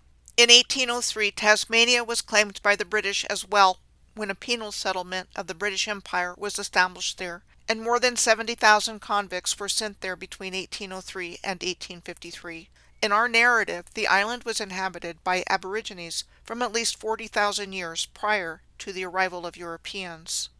The Aboriginal population of the island was almost completely wiped out within 30 years from the time of European settlement during a period of conflict in Tasmania between the 1820s and 1832, known as the Black War, as well as the spread of infectious diseases. But what kinds of things do we find in, let's say, the capital city of Hobart, that the European colonizers happily took credit for and left us instead with these hunter-gatherer images of the indigenous people of Tasmania, and Australia for that matter? There's loads of examples, but for one thing, I have known for a while that there was an international exhibition held in Hobart, which took place in 1894. It was said to have been built on 11 acres, starting in 1893, for a cost of not more than £10,000, because that was all the money that was available for the international exhibition that was held there between 1894 and 1895, and that the builders of it never meant it to last, having been built of hard wood and plaster and concrete to make it look more elegant, and it is long gone. We are told that the Aborigines Protection Society was formed in 1837 with the stated aim of ensuring the health and well-being, as well as the sovereign, legal, and religious rights of the indigenous peoples, while promoting the civilization of the indigenous people who were subjected under colonial powers. This book by David Hartfield looks at the Aborigines Protection Society from the perspective of humanitarian imperialism in Australia, New Zealand, Fiji, Canada, South Africa, and the Congo between 1837 and 1909, and mentioned things like how the policy of native protection turned out to be a reason for the growth of imperial rule, particularly that of the British Empire. The Aborigines Protection Society published a journal called the Colonial Intelligencer and Aborigines Friend, which was comprised of interesting intelligence concerning the Aborigines of various climes and articles upon colonial affairs, with comments upon the proceedings of government and colonists towards native tribes. More like foe than friend. The Aborigines Protection Society and the British and Foreign Anti-Slavery Society merged in 1909, and together they became known as the Anti-Slavery and Aborigines Protection Society. What had become the British and Foreign Anti-Slavery Society in 1909 went through several other name changes over the years, and with the last name change became Anti-Slavery International in 1995. Here are this organization's slavery statistics worldwide from 2020. According to their own statistics, an organization that supposedly exists to work against slavery and other abuses, as recently as 2020, only 3 years ago, there were 40.3 million people in slavery total, with at least 10 million of those people being identified directly as children. Those numbers seem incredibly high for something that isn't even talked about openly in our day and age, and raises more questions than answers about what is really going on here. It also brings up the question of how many different forms of human slavery have existed in the past and present day, including Australia's history as a penal colony. What could have possibly happened to its original people to kick them back into the Stone Age from a high state of civilization? And this didn't just happen in Australia, it happened all over the world when the European colonizers moved in and took everything over. No doubt brutal subjugation of the original people is part of the explanation, but there would have been many factors contributing to what has taken place here. To this day, the flags of the original people of Australia, the Aborigines and the Torres Islanders, are flown at government buildings along with the Australian national flag. These same original people are acknowledged to be the traditional landholders for tens of thousands of years throughout Australia. If the European colonizers didn't build everything, and the original people as the traditional landholders didn't build it, as we have been taught to believe, then that leaves a mystery civilization here that no one knows anything about who built everything. To me, there is absolutely no mystery. The original people of this land were once master builders, and part of the advanced Moorish Atlantean civilization that was here and all over the earth, and they were all kicked back to the Stone Age as a result of a relatively recent cataclysm, with subsequent brutalization, marginalization, and outright lies about them by the European colonizers ever since. And the same situation applies to all indigenous people around the world, like the Lenape people where we were looking in the Bronx. My research has led me to the conclusion that Atlantis was a worldwide civilization that was destroyed, with much of its landmass sinking, at most hundreds of years ago, not thousands of years ago, as we have been taught to believe in our narrative. The original people built this wondrous civilization, not the European colonizers who falsely took credit for everything. So as I mentioned previously, PM's photos from a recent visit to Sydney inspired this video, along with the photos of the Bronx that DM had sent me prior to that, and this project turned into something much larger with regard to the bigger picture information than I expected. PM first sent me these photos of flying into Botany Bay in October of 2024. This photo is of the eastern area from the airport and said that the domestic and international terminals are next to each other. And about this one said the eastern side of the airport has cargo shipping terminals and what looks like an oil refinery, although couldn't find online that it is operational, so thinking it might be a storage place. PM said that going further to the east, to the right in this photo, there are the interesting areas of La Peruse and Bear Island, and said scuba diving is possible off the island on good days. A buddy dives there, and when PM checked regarding underwater formations, was told walls but didn't think foundations. When I looked into La Peruse and Bear Island, this is what I found. La Peruse is in the eastern suburbs of Sydney in the city of Randwick, which was established in 1859, and the second oldest local government area in New South Wales after Sydney. The La Peruse Peninsula is the northern headland of Botany Bay. La Peruse was named after the French navigator Jean-François de Galaup, Comte de La Peruse. The Jesuit-educated La Peruse had been commissioned in 1785 by King Louis XVI of France to lead a scientific expedition around the world and explore the Pacific Ocean. La Peruse landed there on Botany Bay on January 26 of 1788, just a few days after Arthur Phillip's first fleet of convicts arrived in Botany Bay on January 20th. It is interesting to note that, like the English and the French arriving at Botany Bay within just a few days of each other, I found the same thing happening when I was looking at the American and French expeditions that discovered Antarctica within days of each other. The U.S. exploring expedition under the command of Naval Officer Charles Wilkes was an exploring and surveying expedition of the Pacific Ocean and the surrounding lands conducted by the United States between 1838 and 1842, which arrived at and discovered Antarctica on January 16th of 1840. This was just 5 days before the supposedly completely different French exploring and surveying expedition under the command of Naval Officer Jules Dumont d'Urville claimed land on Antarctica on January 21st of 1840. At any rate, Bear Island is connected to the La Peruse Peninsula by the Bear Island Bridge, which is a wooden footbridge. Bear Island is noteworthy for what we are told was a 19th century fortification designed and built as a coastal fortification between 1881 and 1889. We are told that right after its completion, a Royal Inquiry Board found that the construction of the fortification's works was mismanaged, and it was only used for military purposes for a short period of time. In the early 1900s, the fort was decommissioned as such, with the exception of returning for use as a military fort for a short while during World War II, and that in 1912 it became a war veterans' home until that was closed down in 1963, at which time the Randwick Historical Society became caretakers of Bear Island. Before leaving the La Peruse Peninsula, I just want to point out a couple of things. The obelisk-like La Peruse Monument, which was said to have been erected on the site that La Peruse visited in 1788, we are told that it was commissioned to commemorate La Peruse and his expedition in 1825 on land gifted by the Governor of New South Wales between 1821 and 1825, Sir Thomas Brisbane, and completed in 1828. Just for the record, Father Louis Receveur, a Franciscan friar who was a scientific jack of all trades, including botanist, and the chaplain for the La Peruse expedition, had been injured on the expedition and died around here somewhere, and was buried on the grounds near the La Peruse Monument.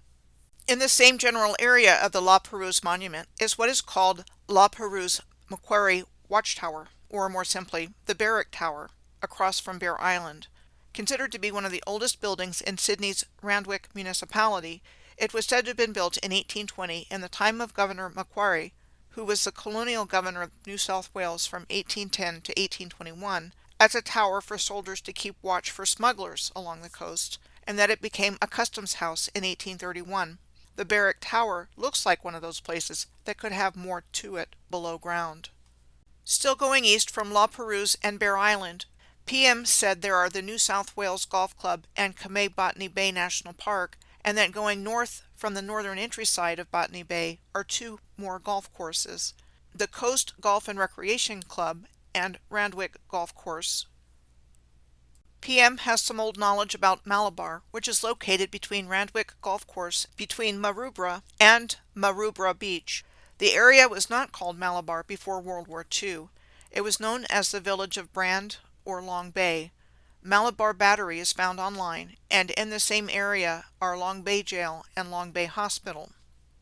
The Malabar Battery was described as a coastal defense battery built in 1943 during World War II and said to have been built to complement the existing coastal defenses at the previously mentioned Bear Island, the Henry Battery at Henry Head in La Peruse, and the Banks Battery at La Peruse's Cape Banks. This photo was notated as Tramline Malabar Battery. Between the years of 1902 and 1961, the Long Bay Hospital and La Peruse was connected by electric streetcar, or tram, via the Long Bay Line. The line was electrified in 1905, and in 1909, a special car to transport prisoners to the jail was added until the prisoner transport was replaced by motor vehicles in 1950. Just like what we saw back in the Bronx and New York City, there is a history in Sydney as well of rail infrastructure like railroads and streetcars being in use for a relatively short period of time in our historical narrative, and then being replaced by motor vehicles, and then removed. I think these structures, called fortifications and batteries for military use, were actually functioning originally as batteries on the Earth's energy grid system. One definition of the word battery is a device that produces electricity that may have several primary or secondary cells arranged in parallel or series, as well as a battery source of energy which provides a push or a voltage of energy to get the current flowing in a circuit. This is what we are told about the indigenous people who lived here. The land between the Cooks River, one of the rivers said to form the Botany Bay estuary, and the La Peruse Peninsula was the traditional land of the Gamegal clan of the Darug Aboriginal people, and again we are told that they were hunter-gatherers in our narrative, like the Lenape in the Bronx. We are told the number of Darug clans in total was 29, and that they lived in different territories, with some clans engaging in fishing and some in hunting, depending on where they lived. The Cooks River is described as a 14-mile or 23-kilometer-long urban waterway that serves as part of a stormwater system for the 39 square miles or 100 kilometers squared of its watershed. Today, the Cooks River is considered Sydney's most toxic waterway. The Cooks River in Sydney has masonry banks, pictured here, like the previously seen Harlem River that separates the Bronx and Manhattan.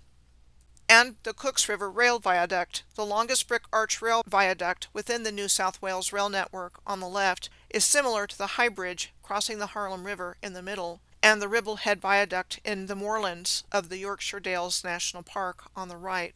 The traditional lands around Sydney of the Darawal, also spelled Tharawal, Aboriginal people, were reported to encompass 450 square miles or 1,200 kilometers squared, extending from the southern part of Botany Bay. Darawal National Park is located between the Georges River and the Illawarra Range, 28 miles or 45 kilometers south of Sydney, with the Darawal people said to have lived in this area for at least 15,000 years. The Darawal National Park contains gorges and waterfalls, as well as different types of woodlands and swampland. These are Madden's Falls in the park. The Darawal National Park covers both the O'Hare's Creek and Stokes Creek catchments. We have not been told about all the old stonemasonry in our world, particularly hydrological stonemasonry, so we accept what we see as naturally occurring, and if it looks man-made to us, then we believe it to be of more recent construction, like we are told. These are photos of Stokes Creek weirs. A weir is defined as a low dam built across a river to raise the level of the water upstream, or to regulate its flow.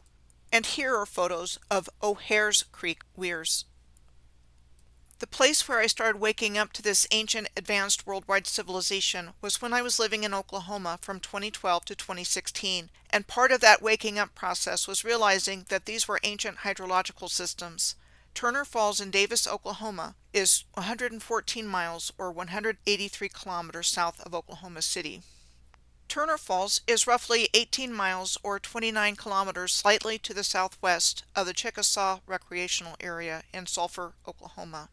These two places have been cut off from each other in a variety of ways, but I came to the realization when I visited there numerous times that these places were both part of the same ancient hydrological system. There's a lot hidden away in the Chickasaw National Recreation Area in Sulphur, Oklahoma, but what I am thinking of here is what is called the Little Niagara Falls, where what you see there is very similar to what we find in the Darawal National Park.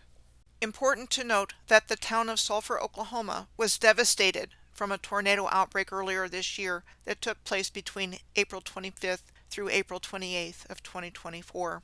I took particular note of it at the time it happened because I know what is there. The Eora Aboriginal people are also traditional landholders of the Sydney area and are identified as the people living around the first area of European settlement in Sydney. After the first fleet arrived in January of 1788 and the colony established in what became Sydney, the Eora people experienced the following. They started to die in large numbers from smallpox, with estimates of a 50 to 90% death rate, starting with the onset of the epidemic in April of 1789. Another thing that happened was the abduction of Eora people to train them to be intermediaries between the settlers and the Aboriginal people. One of these abductees was Penal. This is what we are told about him in our narrative. Penal was a leader of the Eora who was abducted on the authority of Governor Arthur Phillip in 1789, who wanted to use him as an intermediary. At first he escaped, but then in 1790 was said to have established a tenuous connection with the European settlers, and was taken to London in 1792, where he lived for 3 years, before deteriorating health took him back to his homeland. There are conflicting stories with regards to his later life. One is that he died as a respected elder. Another is that he died an alcoholic.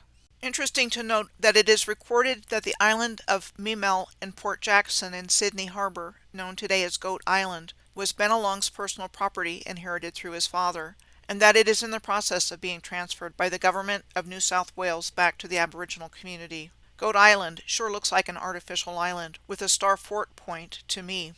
And the Aboriginal flag has been flying permanently above the Sydney Harbour Bridge, along with the Australian national flag, instead of the New South Wales flag, since June of 2022. Bennelong is a good place to segue into other photos sent to me by PM because they showcase several locations around Bennelong Point in Sydney Harbour and the point of land upon which the iconic Sydney Opera House sits. PM sent photos of Kirkbride Point from a water transport in Sydney Harbour on the other side of the Sydney Harbour Bridge from Bennelong Point. Kirkbride Point was the traditional land of the Cammeraygal clan of the Darug people and part of today's North Sydney suburb of Cammeray. Kirkbride Point is the location of 2 official government residences. One is the Admiralty House, one of the 2 official residences of the Governor-General of Australia, the federal representative of the sitting British monarch, who is the head of state of Australia, currently King Charles III of the House of Windsor, formerly known as the House of Saxe-Coburg and Gotha. King George V, the grandson of Queen Victoria, changed the name from the House of Saxe-Coburg and Gotha to the House of Windsor on July 17th of 1917, because of concern about anti-German sentiment during World War I. The Admiralty House was said to have been designed in both the Victorian Regency and Victorian Italianate architectural styles by New South Wales colonial architects James Barnett, originally from Scotland, and Walter Liberty Vernon, originally from England, and built starting in 1842 and completed in 1843. Kirkbride House in this location is one of the 2 official residences of the Prime Minister of Australia. What we are told in our narrative about the origin of Kirkbride House is that it was built in 1855 by Adolphus Frederick Fies, a German-born merchant and architect who was a recent immigrant to Sydney. The other 2 official residences of the Governor-General and Prime Minister, Government House and the Lodge, are in Canberra, the capital city of Australia and location of the country's federal government. Canberra is located in the Australian Capital Territory, a federal territory of Australia that is an enclave of the state of New South Wales, but separate from it. As such, it is a self-governing city-state, like the status of the previously mentioned Washington, D.C., the City of London, and the Vatican. PM also photographed what is called Fort Denison in between Kirkbride Point and Bennelong Point on Pinch Gut Island, named as such by convicts who were marooned there with meager rations as punishment for breaches of the peace. It was said to have been built on a small rocky island between 1841 and 1857 and used for both correctional and military purposes and decommissioned around the 1930s. Like the Barrack Tower we saw back on the La Peruse Peninsula, it looks like there's more to Fort Denison under the surface of the water. Next, I'm going to share the following 2 photos sent by PM, which were taken to the southwest of the Sydney Opera House on Bennelong Point, looking east at the location marked by A on this Google Maps screenshot. PM said these were taken waterside just before the Opera House, looking across the roundabout with the wall to the Botanical Gardens on Bennelong Point. As a side-by-side comparison, here's what looks to be a very old stone wall on the left in Sydney, and on the right, what looks to be a very old stone wall back at the front Seagull Park in the Bronx. This place on Bennelong Point was the former location of the Fort Macquarie tram sheds. And as we have already seen in this video, like everywhere else in the world it seems, these electric trams, also known as streetcars, used to be all over Australia. Today, Sydney is one of the 4 population centers that has an operating streetcar system, also in Adelaide, the Gold Coast, and Melbourne. At its greatest extent between its opening in 1879 to its complete closure in 1961, Sydney had 181 miles or 290 kilometers of street railway mileage in 1923 at its height, making it the 2nd largest in the world in the British Empire after London. A portion of it was revived as a light rail system serving part of Sydney starting in 1997, including the previously seen Randwick Municipality on the north shore of Botany Bay in East Sydney. Melbourne still has its network of 24 tram routes, covering approximately 155 miles or 250 kilometers, which is the largest in the world, having operated continuously in Melbourne since 1885. Not sure why Melbourne is one of the few places in the world never to completely lose its tram service, and as a matter of fact, retain much of it, but there you go. The next photographs that I'm going to look at from PM were taken looking at the harbor wall at location B on this Google Maps screenshot, and are the Man o' War steps just below the Sydney Opera House on the opposite side of Bennelong Point from the first location, and on the northwestern boundary of the Royal Botanic Garden. What we are told about the Man o' War steps is this. The Man o' War steps are a heritage listed jetty, initially said to be of wooden construction in 1810, when Governor Macquarie was said to have built a small landing place known as Man o' War steps for his private use. They were repaired and improved over the years, and that by 1850 they were referred to by the Admiralty as a stone pier to be used for watering shipping anchoring nearby. We are told in our narrative that Governor Macquarie laid the foundation stone for Fort Macquarie in December of 1817, and that its construction was completed in 1821. We are told that Fort Macquarie was then demolished in 1901, only 80 years later, in order to build the Fort Macquarie Tram Depot, which opened in 1902, and it was demolished in 1958 in order to build the Opera House.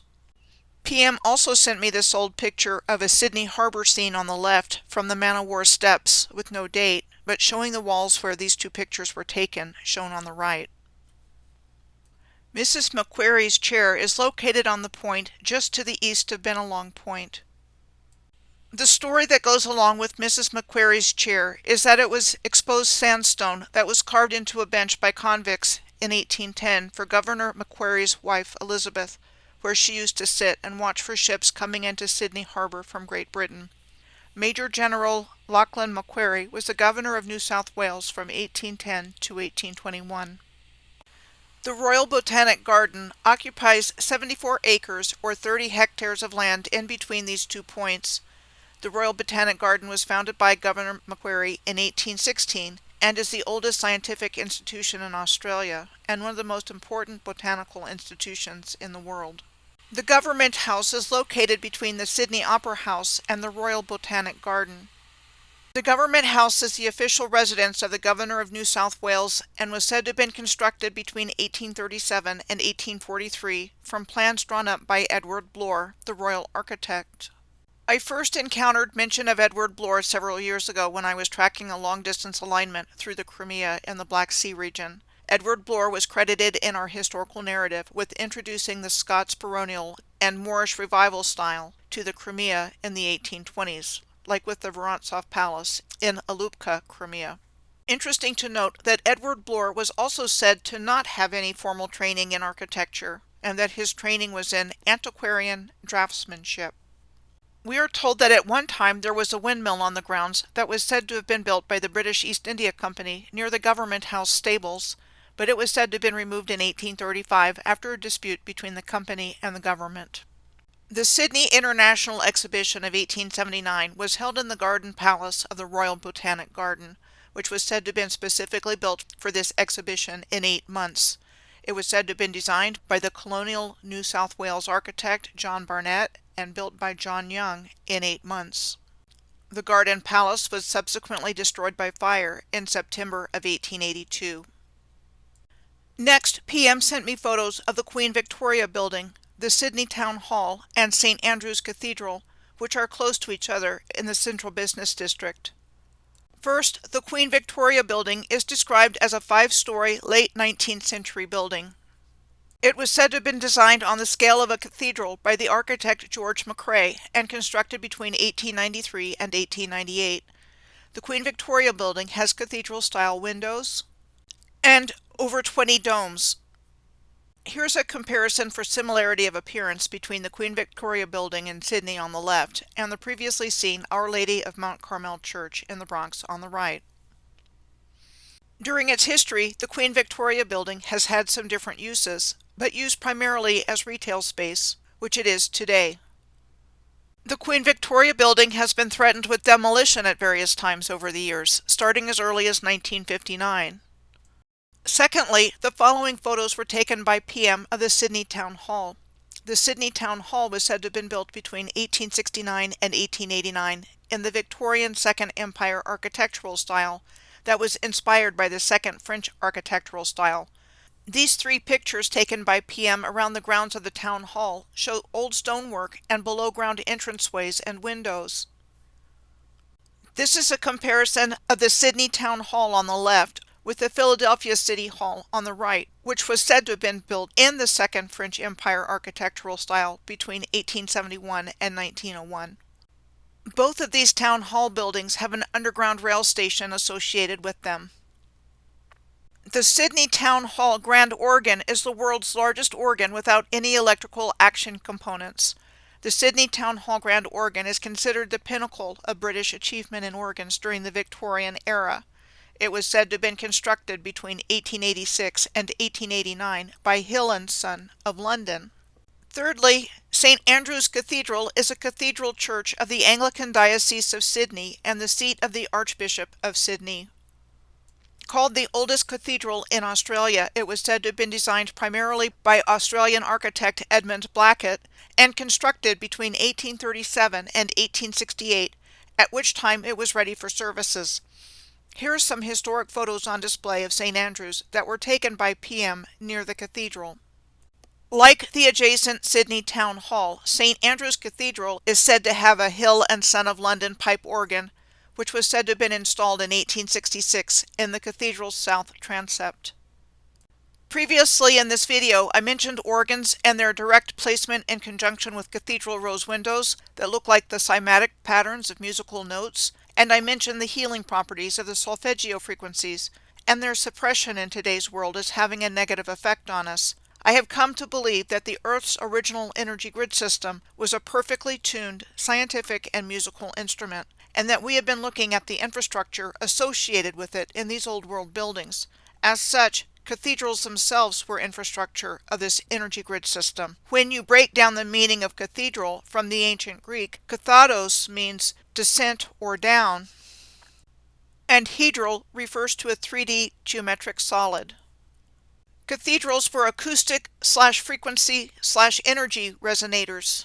Resonators are used to either generate waves of specific frequencies or to select specific frequencies from a signal, and these diagrams demonstrate the connections between cathedrals, frequency, and geometry.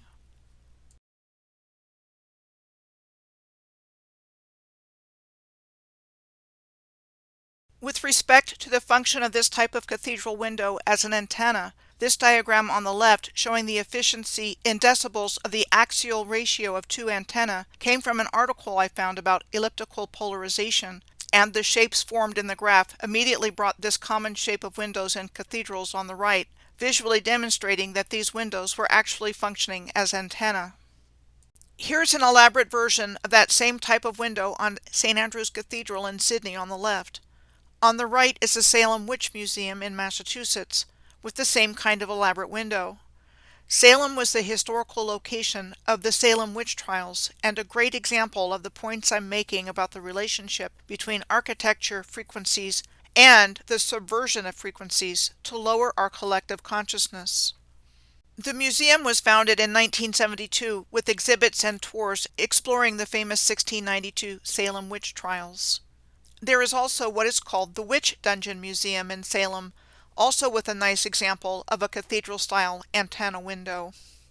The Witch Dungeon Museum is the location of a play about the witch trials in a beautiful theater with a huge pipe organ in the back, and where there are also exhibits of jailed people and people hanging from a tree. The next place that PM directed my attention to is the Garrison Church on the edge of the suburb of Millers Point, where it meets the suburb called the Rocks. It is located at the corner of Lower Fort Street and Argyle Street. We are told that the Garrison Church was Australia's first military church and was built between 1840 and 1846. It is an active Anglican church today. PM shared with me these photos taken of the Garrison Church's exterior.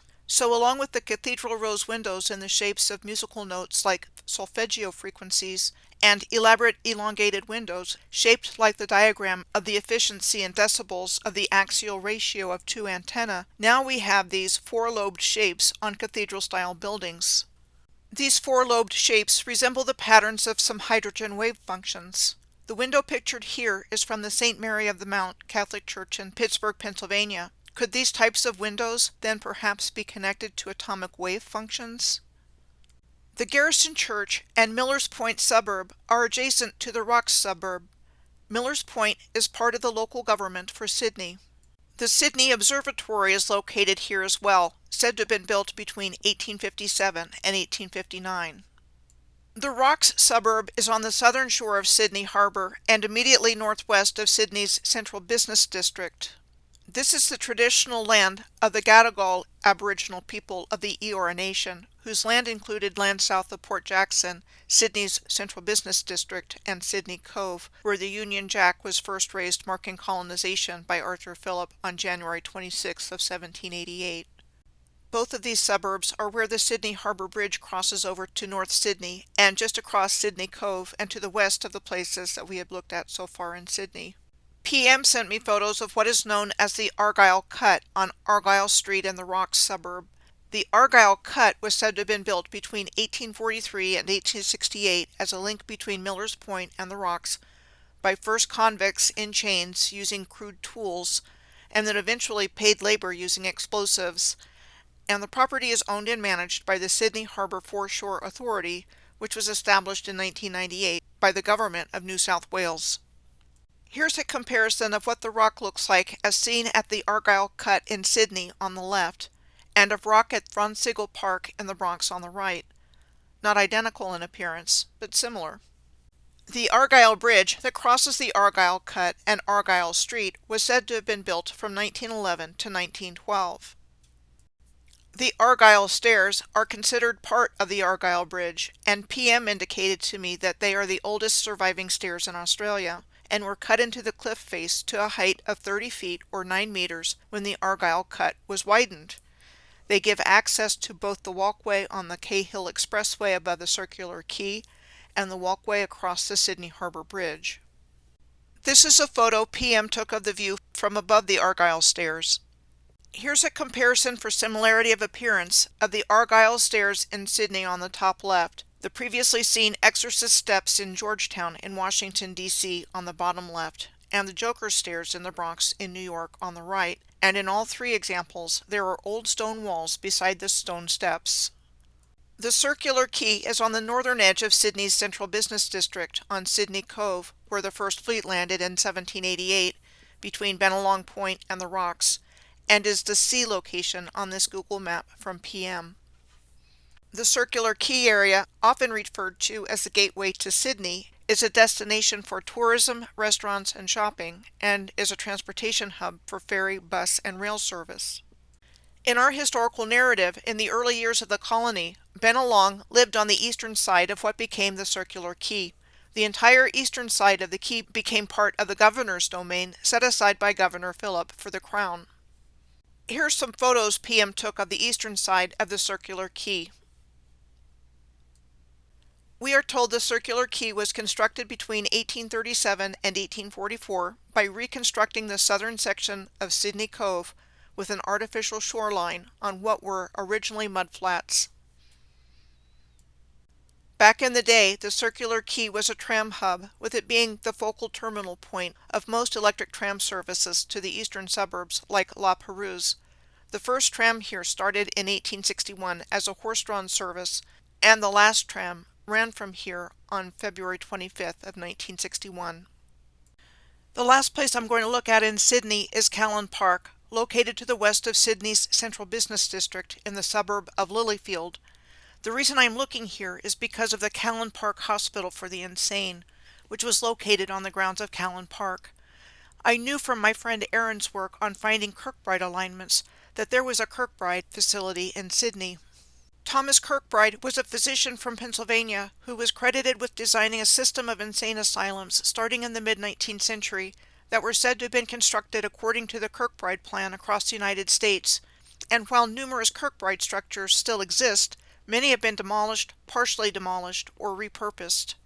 There were two Kirkbride facilities outside of the United States. One was the Claremont Park Hospital for the Insane, which first opened in 1878 and closed as the Roselle Hospital in 2008. The former Kirkbride complex housed the Sydney College of the Arts from 1992 until 2019. Writing New South Wales, which provides a variety of services to writers, and the New South Wales Ambulance Headquarters, and the Claremont Park landscaped public parklands are the third largest in Sydney. The other Kirkbride facility outside of the United States was the Nova Scotia Hospital in Dartmouth, which was first opened as the Mount Hope Asylum for the Insane in 1852 and is still active as a mental health facility today. The first building said to have been constructed with Kirkbride's design was the New Jersey State Lunatic Asylum in Trenton, New Jersey in 1848, also known as the Trenton State Hospital. While the original Trenton State Hospital building is largely abandoned and considered to be haunted, which is typical of these places, there is still a wing of it operating as the Trenton Psychiatric Hospital today. My friend Aaron uncovered Kirkbride alignments when he was prompted to look into the relationship between the locations on Google Earth of Kirkbride buildings marked by white, key Masonic lodges by green, and state capitals by red, and he found a high correlation of these Kirkbride buildings being on or near these alignments. Gettysburg in Pennsylvania turned out to be a hub, circled in red, with many alignments between all three of these types of locations going out in all directions. So I asked Aaron to check and see what was on an alignment between Claremont Park in Sydney and the Bronx. He sent back the following information about this alignment in screenshots from Google Earth, starting in Claremont Park and ending at the Cloverleaf Highway interchange in between the Bronx Zoo and the New York Botanical Garden in the Bronx. In the first screenshot, the alignment is shown leaving Sydney and crossing the South Atlantic Ocean directly over Fiji, Wallis and Futuna, Tokelau, and Kiribati. Fiji is an island republic of 330 islands, with about 110 of them permanently inhabited. It was a British Crown colony from 1874 to 1970. The islands of Wallis and Futuna are a French overseas territorial collectivity in the South Pacific. Tokelau is a remote group of atolls in the South Pacific, located halfway between New Zealand and Hawaii. Though it is a dependent territory of New Zealand, it is considered a nation by both the New Zealand government and the Tokelauan government, and has the smallest economy of any nation. Kiribati is an island republic of the Commonwealth of Nations today, after having been a British protectorate from 1892 to 1979. The islands of Kiribati straddle both the equator and the 180th meridian. The 180th meridian is the meridian that is both 180 degrees east and west of the prime meridian in a geographical coordinate system, and the longitude of this line can be given as either east or west. The 180th meridian is used as the basis for the international dateline, which determines the boundary between one day and the next. Here's another view of the alignment from Sydney crossing the South Pacific Ocean before it enters North America in Baja California. This next screenshot shows the alignment crossing the United States to New York and going northeast through the major U.S. cities of St. Louis, Indianapolis, Dayton, Columbus, and Pittsburgh. In this screenshot, I have highlighted three places where just before the alignment enters Baja California, it crosses the Isla Guadalupe and Socorro and Santa Rosa in New Mexico. I first encountered Guadalupe Island years ago tracking a different long-distance alignment that started and ended in Montreal, Quebec, Canada.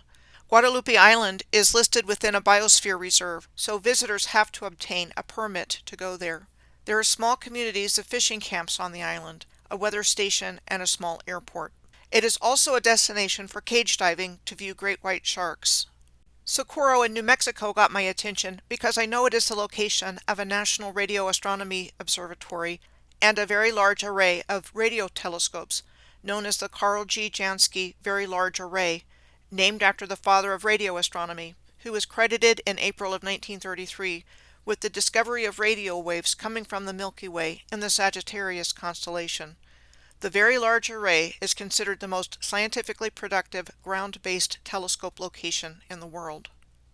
The Magdalena Ridge Observatory is in Socorro as well, and is significant for its role in astronomical research, education, and national security. Santa Rosa in New Mexico got my attention because I knew it was the location of the Blue Hole, which is 80 feet or 24 meters wide and the same deep. The Blue Hole is one of the most popular dive destinations in the United States and is described as an artesian well with a constant inflow of water that stays at a constant 62 degrees Fahrenheit or 17 degrees Celsius.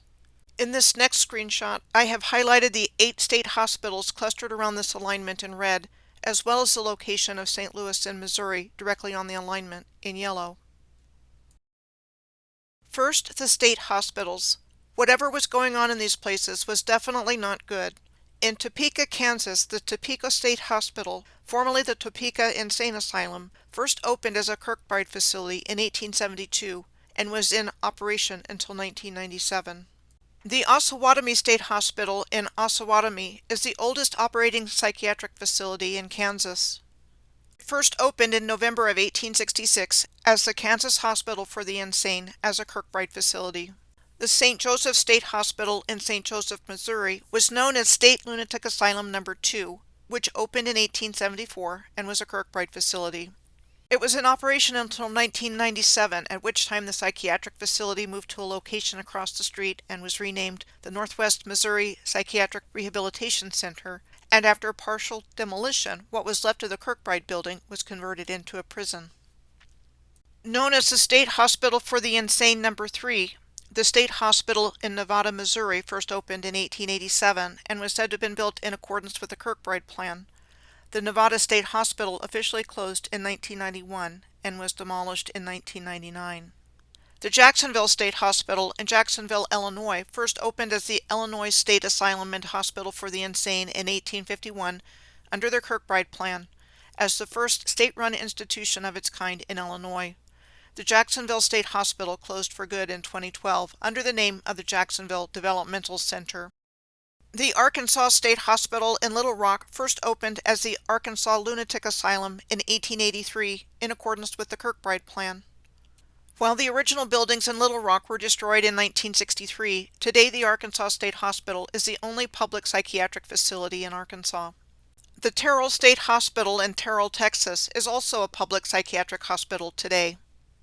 It was first opened in 1885 as the North Texas Lunatic Asylum as a Kirkbride facility. And lastly, from this screenshot, the Mississippi State Hospital was first established as the Mississippi State Lunatic Asylum in Jackson and operated there from 1855 to 1935. It was said to be the 6th Kirkbride facility in the United States and the first in the South. The former location of the Mississippi State Insane Asylum is now the Asylum Hill Cemetery on the campus of the University of Mississippi Medical Center. The current Mississippi State Hospital is still in existence in Whitfield, 15 miles or 24 kilometers from Jackson, which is the state's capital. Now I'm going to take a look at St. Louis featuring prominently on this alignment. The first thing I need to do here is go back to the time of the Louisiana Purchase in our historical narrative. The Louisiana Purchase was the acquisition of the territory of Louisiana by the United States from France, with the signing of the Louisiana Purchase Treaty on April 30th of 1803, which was officially announced on July 4th of 1803.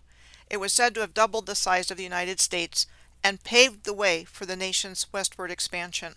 One of the negotiators with France for the terms of the Louisiana Purchase in 1803 on behalf of President Jefferson was the minor French nobleman Pierre Samuel Dupont de Nemours, who was living in the United States at the time. His son Eleuthère Irénée Dupont, a chemist and industrialist, founded the E.I. Dupont de Nemours and Company to manufacture gunpowder and explosives in 1802, with the DuPonts becoming one of America's richest families, with generations of influential businessmen, politicians, and philanthropists. Also known as the Corps of Discovery, the Lewis and Clark expedition started on August 31st of 1803 and lasted until September 25th of 1806, with a mission to explore and map the newly acquired western portion of the country after the Louisiana Purchase. They were commissioned by President Thomas Jefferson to find 1. A practical route across the western half of the country, 2. To establish an American presence in this territory before European powers tried to claim it, 3. To study plants, animal life, and geography, and 4. To establish trade with the local American Indian tribes. The launching point of the Lewis and Clark expedition was Camp Dubois in today's Wood River, Illinois, near the Cahokia Mounds, both of which were just across the Mississippi River from St. Louis. Apparently the city of Wood River was founded in 1907 with the establishment in the vicinity of a refinery for John D. Rockefeller's Standard Oil Company. Interesting that this would also be the historical location of the starting point for the Lewis and Clark expedition. John Jacob Astor's presence was also found on the route of the Lewis and Clark expedition. His presence was in Fort Pierre, South Dakota, at the location of Fort Pierre Chouteau, one of the most important fur trade forts of the western frontier, and said to have been built in 1832, after John Jacob Astor, head of the American Fur Company, decided to expand operations into the upper Missouri River region in the 1820s. John Jacob Astor's presence was also found in Astoria, Oregon, which was named after him. This is the John Jacob Astor Hotel in Astoria, said to have been constructed between 1922 and 1923 and opened in 1924. It is one of the tallest buildings on the Oregon coast. Interesting to note, the world's first cable television system was set up in 1948 using an antenna on the roof of this hotel. So these three of the most visible of the Illuminati's 13 bloodline families popped up right away on the Lewis and Clark expedition. We are told their visit to the Pacific Northwest, maps and proclamations of sovereignty with medals and flags, were legal steps needed to claim title to each indigenous nation's lands under the doctrine of discovery, a concept of public international law expounded by the United States Supreme Court in a series of decisions in 1823. Under it, title to lands lay with the government whose subjects traveled to and occupied a territory whose inhabitants were not subjects of a European Christian monarch. In other words, the Supreme Court ruled that the Native Americans didn't own their land. We are told their visit to the Pacific Northwest, maps and proclamations of sovereignty with medals and flags, were legal steps needed to claim title to each indigenous nation's lands under the doctrine of discovery, a concept of public international law expounded by the United States Supreme Court in a series of decisions in 1823. Under it, title to lands lay with the government whose subjects traveled to and occupied a territory whose inhabitants were not subjects of a European Christian monarch. In other words, the Supreme Court ruled that the indigenous people did not own their land.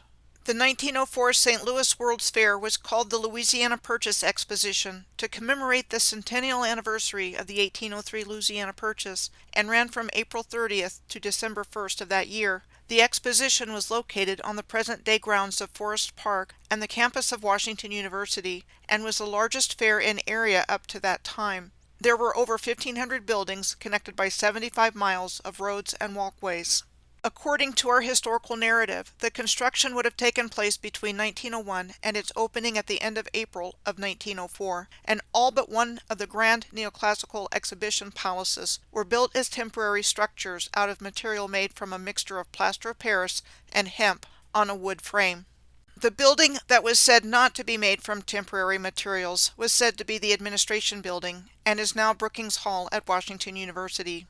In this next screenshot heading towards the Bronx, New York, I have circled in red the 13 state hospitals clustered around this alignment: Anna State Hospital, Kankakee State Hospital, and Chicago State Hospital in Illinois, Central State Hospital in Louisville, Kentucky, in Indiana, the Central State Hospital in Indianapolis, in Ohio, Longview State Hospital in Cincinnati, Cleveland State Hospital, Athens State Hospital, Dayton State Hospital, and Columbus State Hospital.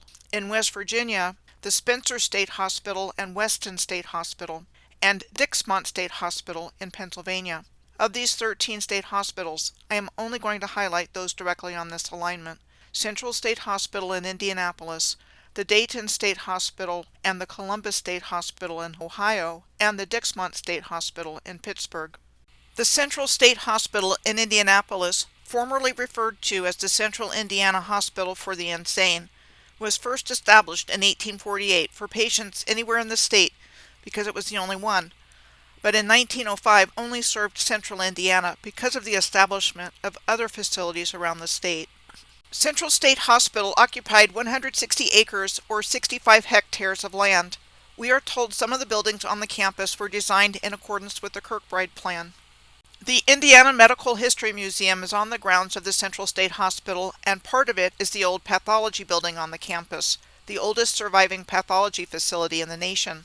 Starting in 1896 until the 1960s, the pathological department was involved in medical education and research on the physical causes of mental illness. The Central Indiana State Hospital closed for good in 1994 and was known for scandals regarding patient abuse over the years of its existence. The Dayton State Hospital in Dayton, Ohio, was originally known as the Southern Ohio Lunatic Asylum. It was established in 1855 according to the Kirkbride plan. The complex occupied 300 acres or 121 hectares of land and included a main building, hospital farm, and other land. Treatments included lobotomies and electroshock therapy. It closed in 2008, and current uses of the complex include the main building now being utilized as a retirement home called 10 Wilmington Place. And the hospital farm is now Kettering's Miami Valley Research Park. Next, the Columbus State Hospital in Columbus, Ohio, was first known as the Ohio State Hospital for the Insane and first established in 1838, and was the first state-supported hospital in the United States. We are told the original building was destroyed in an 1868 fire and that it was rebuilt in 1877 in accordance with the Kirkbride plan. Treatments here also included lobotomies and electroshock therapy, which were said to have been considered the best treatments at the time. The hospital was closed in the 1980s and demolished in the 1990s. Lastly, the Dixmont State Hospital in the northwest suburb of Pittsburgh of Emsworth. It was originally called the Department of the Insane in the Western Pennsylvania Hospital of Pittsburgh. Construction in accordance with the Kirkbride plan was said to have started in 1859 and it first opened in 1862, all of which would have been around the beginning of the American Civil War in Fort Sumter in April of 1861. It closed in 1984, and after over 20 years of abandonment, it was demolished in 2006. In this next screenshot going northeast along the alignment, there are a couple of places I would like to highlight. I'm going to share some research I've done in the past about the area where the yellow line is drawn between Altoona and Johnstown, and then information about what is found in the area where the yellow dot is next to Altoona, and then about the Danville State Hospital further up the alignment. First, what is found between Altoona and Johnstown. The former Allegheny Traction Railroad ran between Altoona and Johnstown. It was said to have replaced the original Allegheny Portage Railroad, which was said to be the first railroad constructed through the Allegheny Mountains in 1834 and connected to the Pennsylvania Canal, all of which was said to have been built as part of the transportation system by the Main Line of Public Works, a package of legislation that was passed by the Pennsylvania legislature in 1826 to establish a means of transporting freight between Philadelphia and Pittsburgh. Considered a technological marvel in its day and critical to opening the way to commerce and settlement past the Appalachian Mountains, the original Allegheny Portage Railroad consisted of a series of 5 inclines on either side of the ridgeline to Crescent Summit alongside what is called the Little Conemaugh River, to where it meets the Conemaugh River at Johnstown. The Allegheny Portage Railroad's journey through the Allegheny Mountains included Crescent, a borough, which in Pennsylvania is a municipal entity like a town or small city, on top of the Eastern Continental Divide. Back in the industrial heyday of the late 19th century and early 20th century, there were lumber, coke, and coal yard industries located here. Wealthy Pittsburgh industrialists like Andrew Carnegie, Henry Clay Frick, and Charles Schwab, all connected to each other through the steel industry, had summer residences here, like Carnegie's Braemar Cottage in Crescent. Andrew Carnegie was a Scottish immigrant to America who came to Pittsburgh in 1848 with his parents at the age of 12, got his start as a telegrapher, and who by the 1860s had investments in such things as railroads, bridges, and oil derricks, and ultimately worked his way into being a major player in Pittsburgh's steel industry. He subsequently acquired other steel mills, and in 1892 the Carnegie Steel Company was formed, of which Henry Clay Frick became chairman, and in 1897 Charles M. Schwab, who had gotten his start as an engineer at the Edgar Thomson Steel Works, became president of the Carnegie Steel Company in 1897. In 1901, Charles M. Schwab helped negotiate the sale of Carnegie Steel with a merger involving it with Albert Gary's Federal Steel Company and William Henry Moore's National Steel Company to a group of New York City financiers led by J.P. Morgan. After the sale of Carnegie Steel, Andrew Carnegie surpassed John D. Rockefeller as the richest American at the time, and Charles M. Schwab became the first president of the newly minted U.S. Steel Company. Interesting to note, the spacious building of the former Crescent Sanatorium and Prison is still standing, albeit in pretty rough shape these days. This is what we're told about it. Crescent Sanatorium was built on land that was donated by Andrew Carnegie in 1910 and first opened in 1913 in order to provide hospital and long-term care facilities for individuals and families with tuberculosis and other health conditions. In 1956, it was incorporated into the Lawrence F. Flick State Hospital for people with mental illness. In 1983, it was converted to a state correctional facility and operated as such for the next 30 years, until its final closure in 2013. Also found along the route of the historic Allegheny Portage Railroad was the South Fork Dam, said to have been an earthwork built between 1838 and 1853 as part of a canal system as a reservoir for a canal basin in Johnstown by the Commonwealth of Pennsylvania. But then, after spending 15 years building the dam, it was abandoned by the Commonwealth and sold it to the Pennsylvania Railroad, who turned around and sold it to private interests.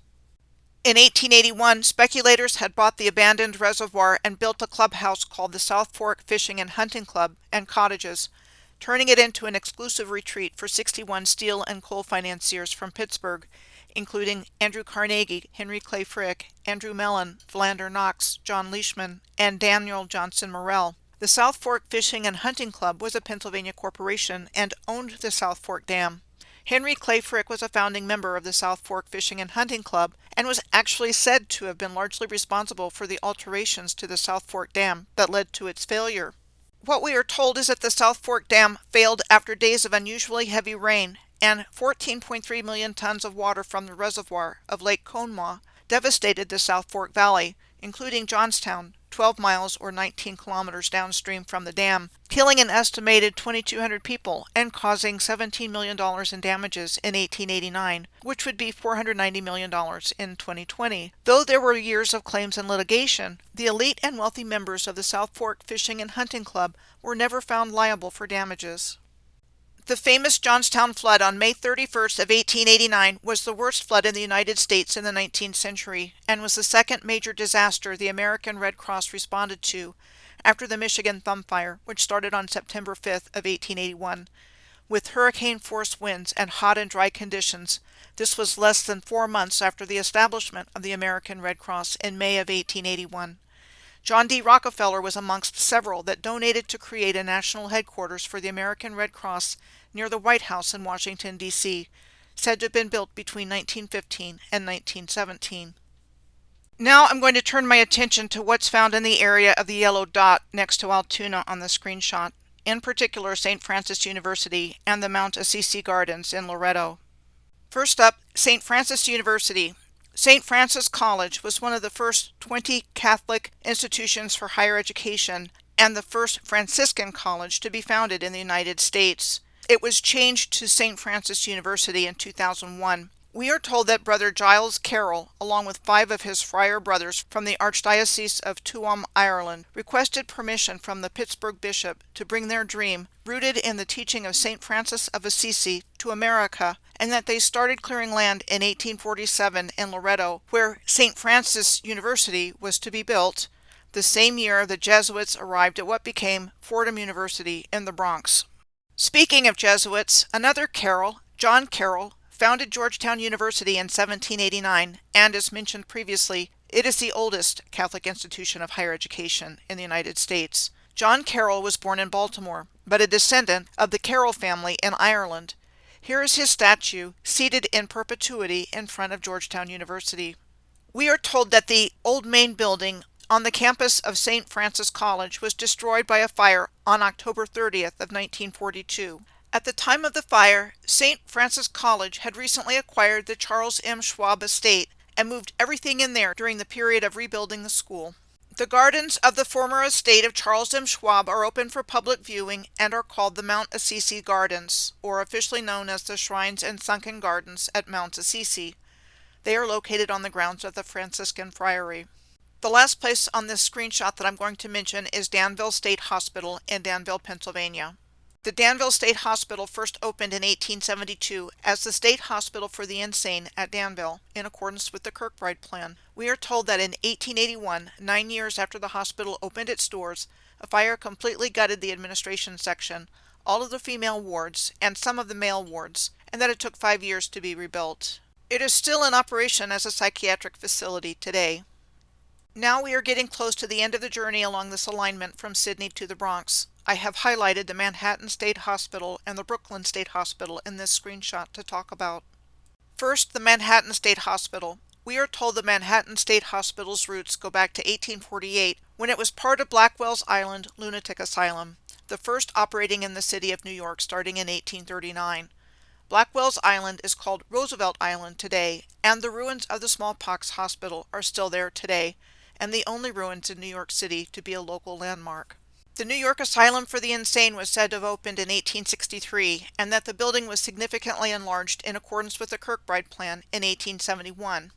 The state took over operation of the hospital from Manhattan in 1899, and at the time with 4,400 beds, it was the largest psychiatric hospital in the world. The current Manhattan Psychiatric Center facility is still active and was said to have been constructed in 1954. The Brooklyn State Hospital has a history dating back to 1854. It was first known as the Kings County Hospital. We are told that in 1882, a fire broke out in the building, impacting the men's section the most.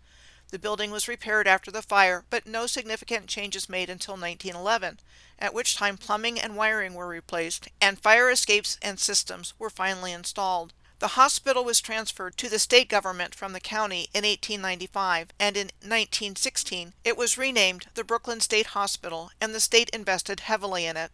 Today it is still active as the Kingsborough Psychiatric Center, and is the main psychiatric center for New York City. In this last screenshot of the alignment, we have arrived at our destination of the Cloverleaf Highway interchange between the New York Botanical Garden and the Bronx Zoo. As we have seen, a line can be drawn from the Callan Hospital for the Insane in Sydney all the way to the Bronx, and it crackles and pops with things like insane asylums, major U.S. cities, and noteworthy historical events and people along the way. But we can also tie the same information about insane asylums appearing on alignments from certain cities that were hubs, including Fort Sumter in South Carolina, the New River Gorge in West Virginia, and Gettysburg in Pennsylvania.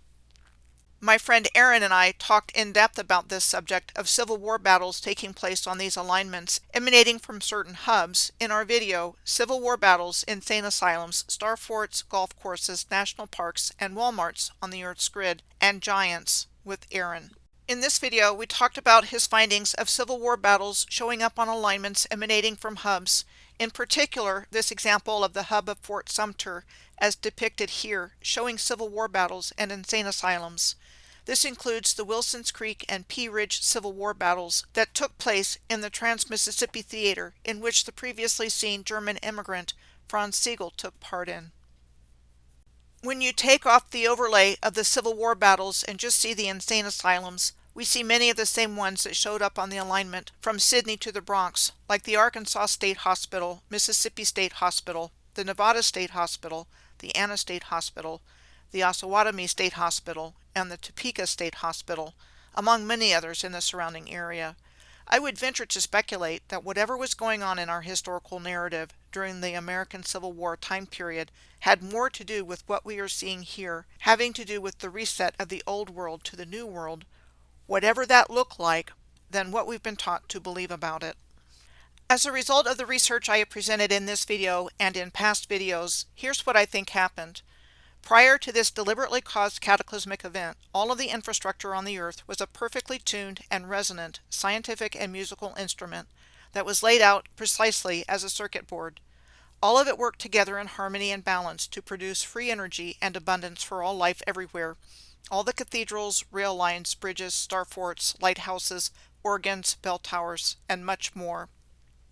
I have come to believe that the circuit board of the Earth's grid system was deliberately blown out, and thinking likely one or more forms of directed, forced resonant frequency or energy that caused the perfectly tuned scientific and musical instruments to go haywire and cause the cataclysmic destruction of the Earth's surface, causing the land to undulate and buckle, causing among other things swamps, bogs, deserts, dunes, and whole land masses to shear off and submerge under seas and oceans.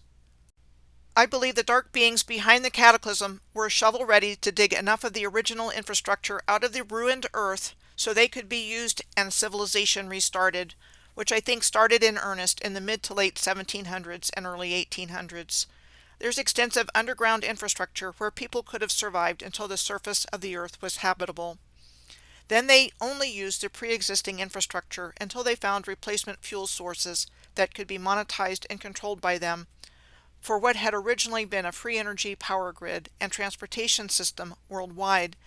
And when what remained of the original infrastructure was no longer useful to them or inconvenient to their agenda, they had it destroyed, discontinued, or abandoned, typically in a very short time after it was said to have been constructed. I think there was a hostile takeover of the Earth and its grid system, which was then reverse engineered as a mind control and energy harvesting system for human energy, like with the examples given of the insane asylums and low vibrational imagery being deliberately imprinted on our brains and lowering our collective consciousness, instead of providing uplifting and healing experiences and frequencies that elevated our collective consciousness in the original advanced worldwide civilization. In the business world, there are two kinds of takeover bids, and I think this is a really important concept to understand with regards to what has taken place here. The first is called a friendly takeover bid and occurs when the board of directors from both companies, target and acquirer, negotiate and approve the bid. Then there is the hostile takeover bid, which occurs when an acquiring company seeks to acquire another company, the target company, but the board of directors from the target company has no desire to be acquired by or merged with another company. The two most common strategies used by acquirers in a hostile takeover are a tender offer or a proxy vote. The tender offer is an offer to purchase shares at a premium to the market price.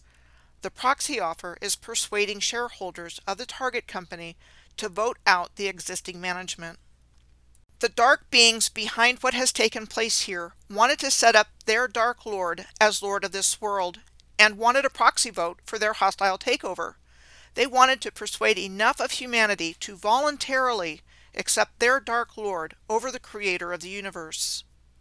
The only way they can accomplish this acceptance, however, is by outright lies, deception, and duplicity, because if people knew the true agenda of these controllers, the majority of humanity would never ever accept this. But the problem is, in a free will zone like Earth, the human beings who live here have to give their consent to choose whether to follow the light or the dark. I bring all of this up because it's important to know this is what's been going on here. Humans are inherently sovereign beings. They have gone to all of this trouble because by universal law they cannot lay a finger on us. They have tricked us into accepting their sovereignty over our own. Those that heretofore have been in control of the world in which we live deviously figured out a way to keep us asleep by this new culture they created, and they have been getting filthy rich at our expense because we have been paying for our own poisoning with our addictions, paying for our own mind control programming with distractions, and keeping us in consumerism mode to enrich corporate interests, and ultimately financing our own destruction. The controllers have always feared the great awakening of humanity, and thus threw everything they could at us to prevent it from happening and keep us asleep, so we would never know what hit us. But no matter what they do, they cannot keep it from happening. Among many other things, they lost control of the narrative, no matter how hard they try to get it back.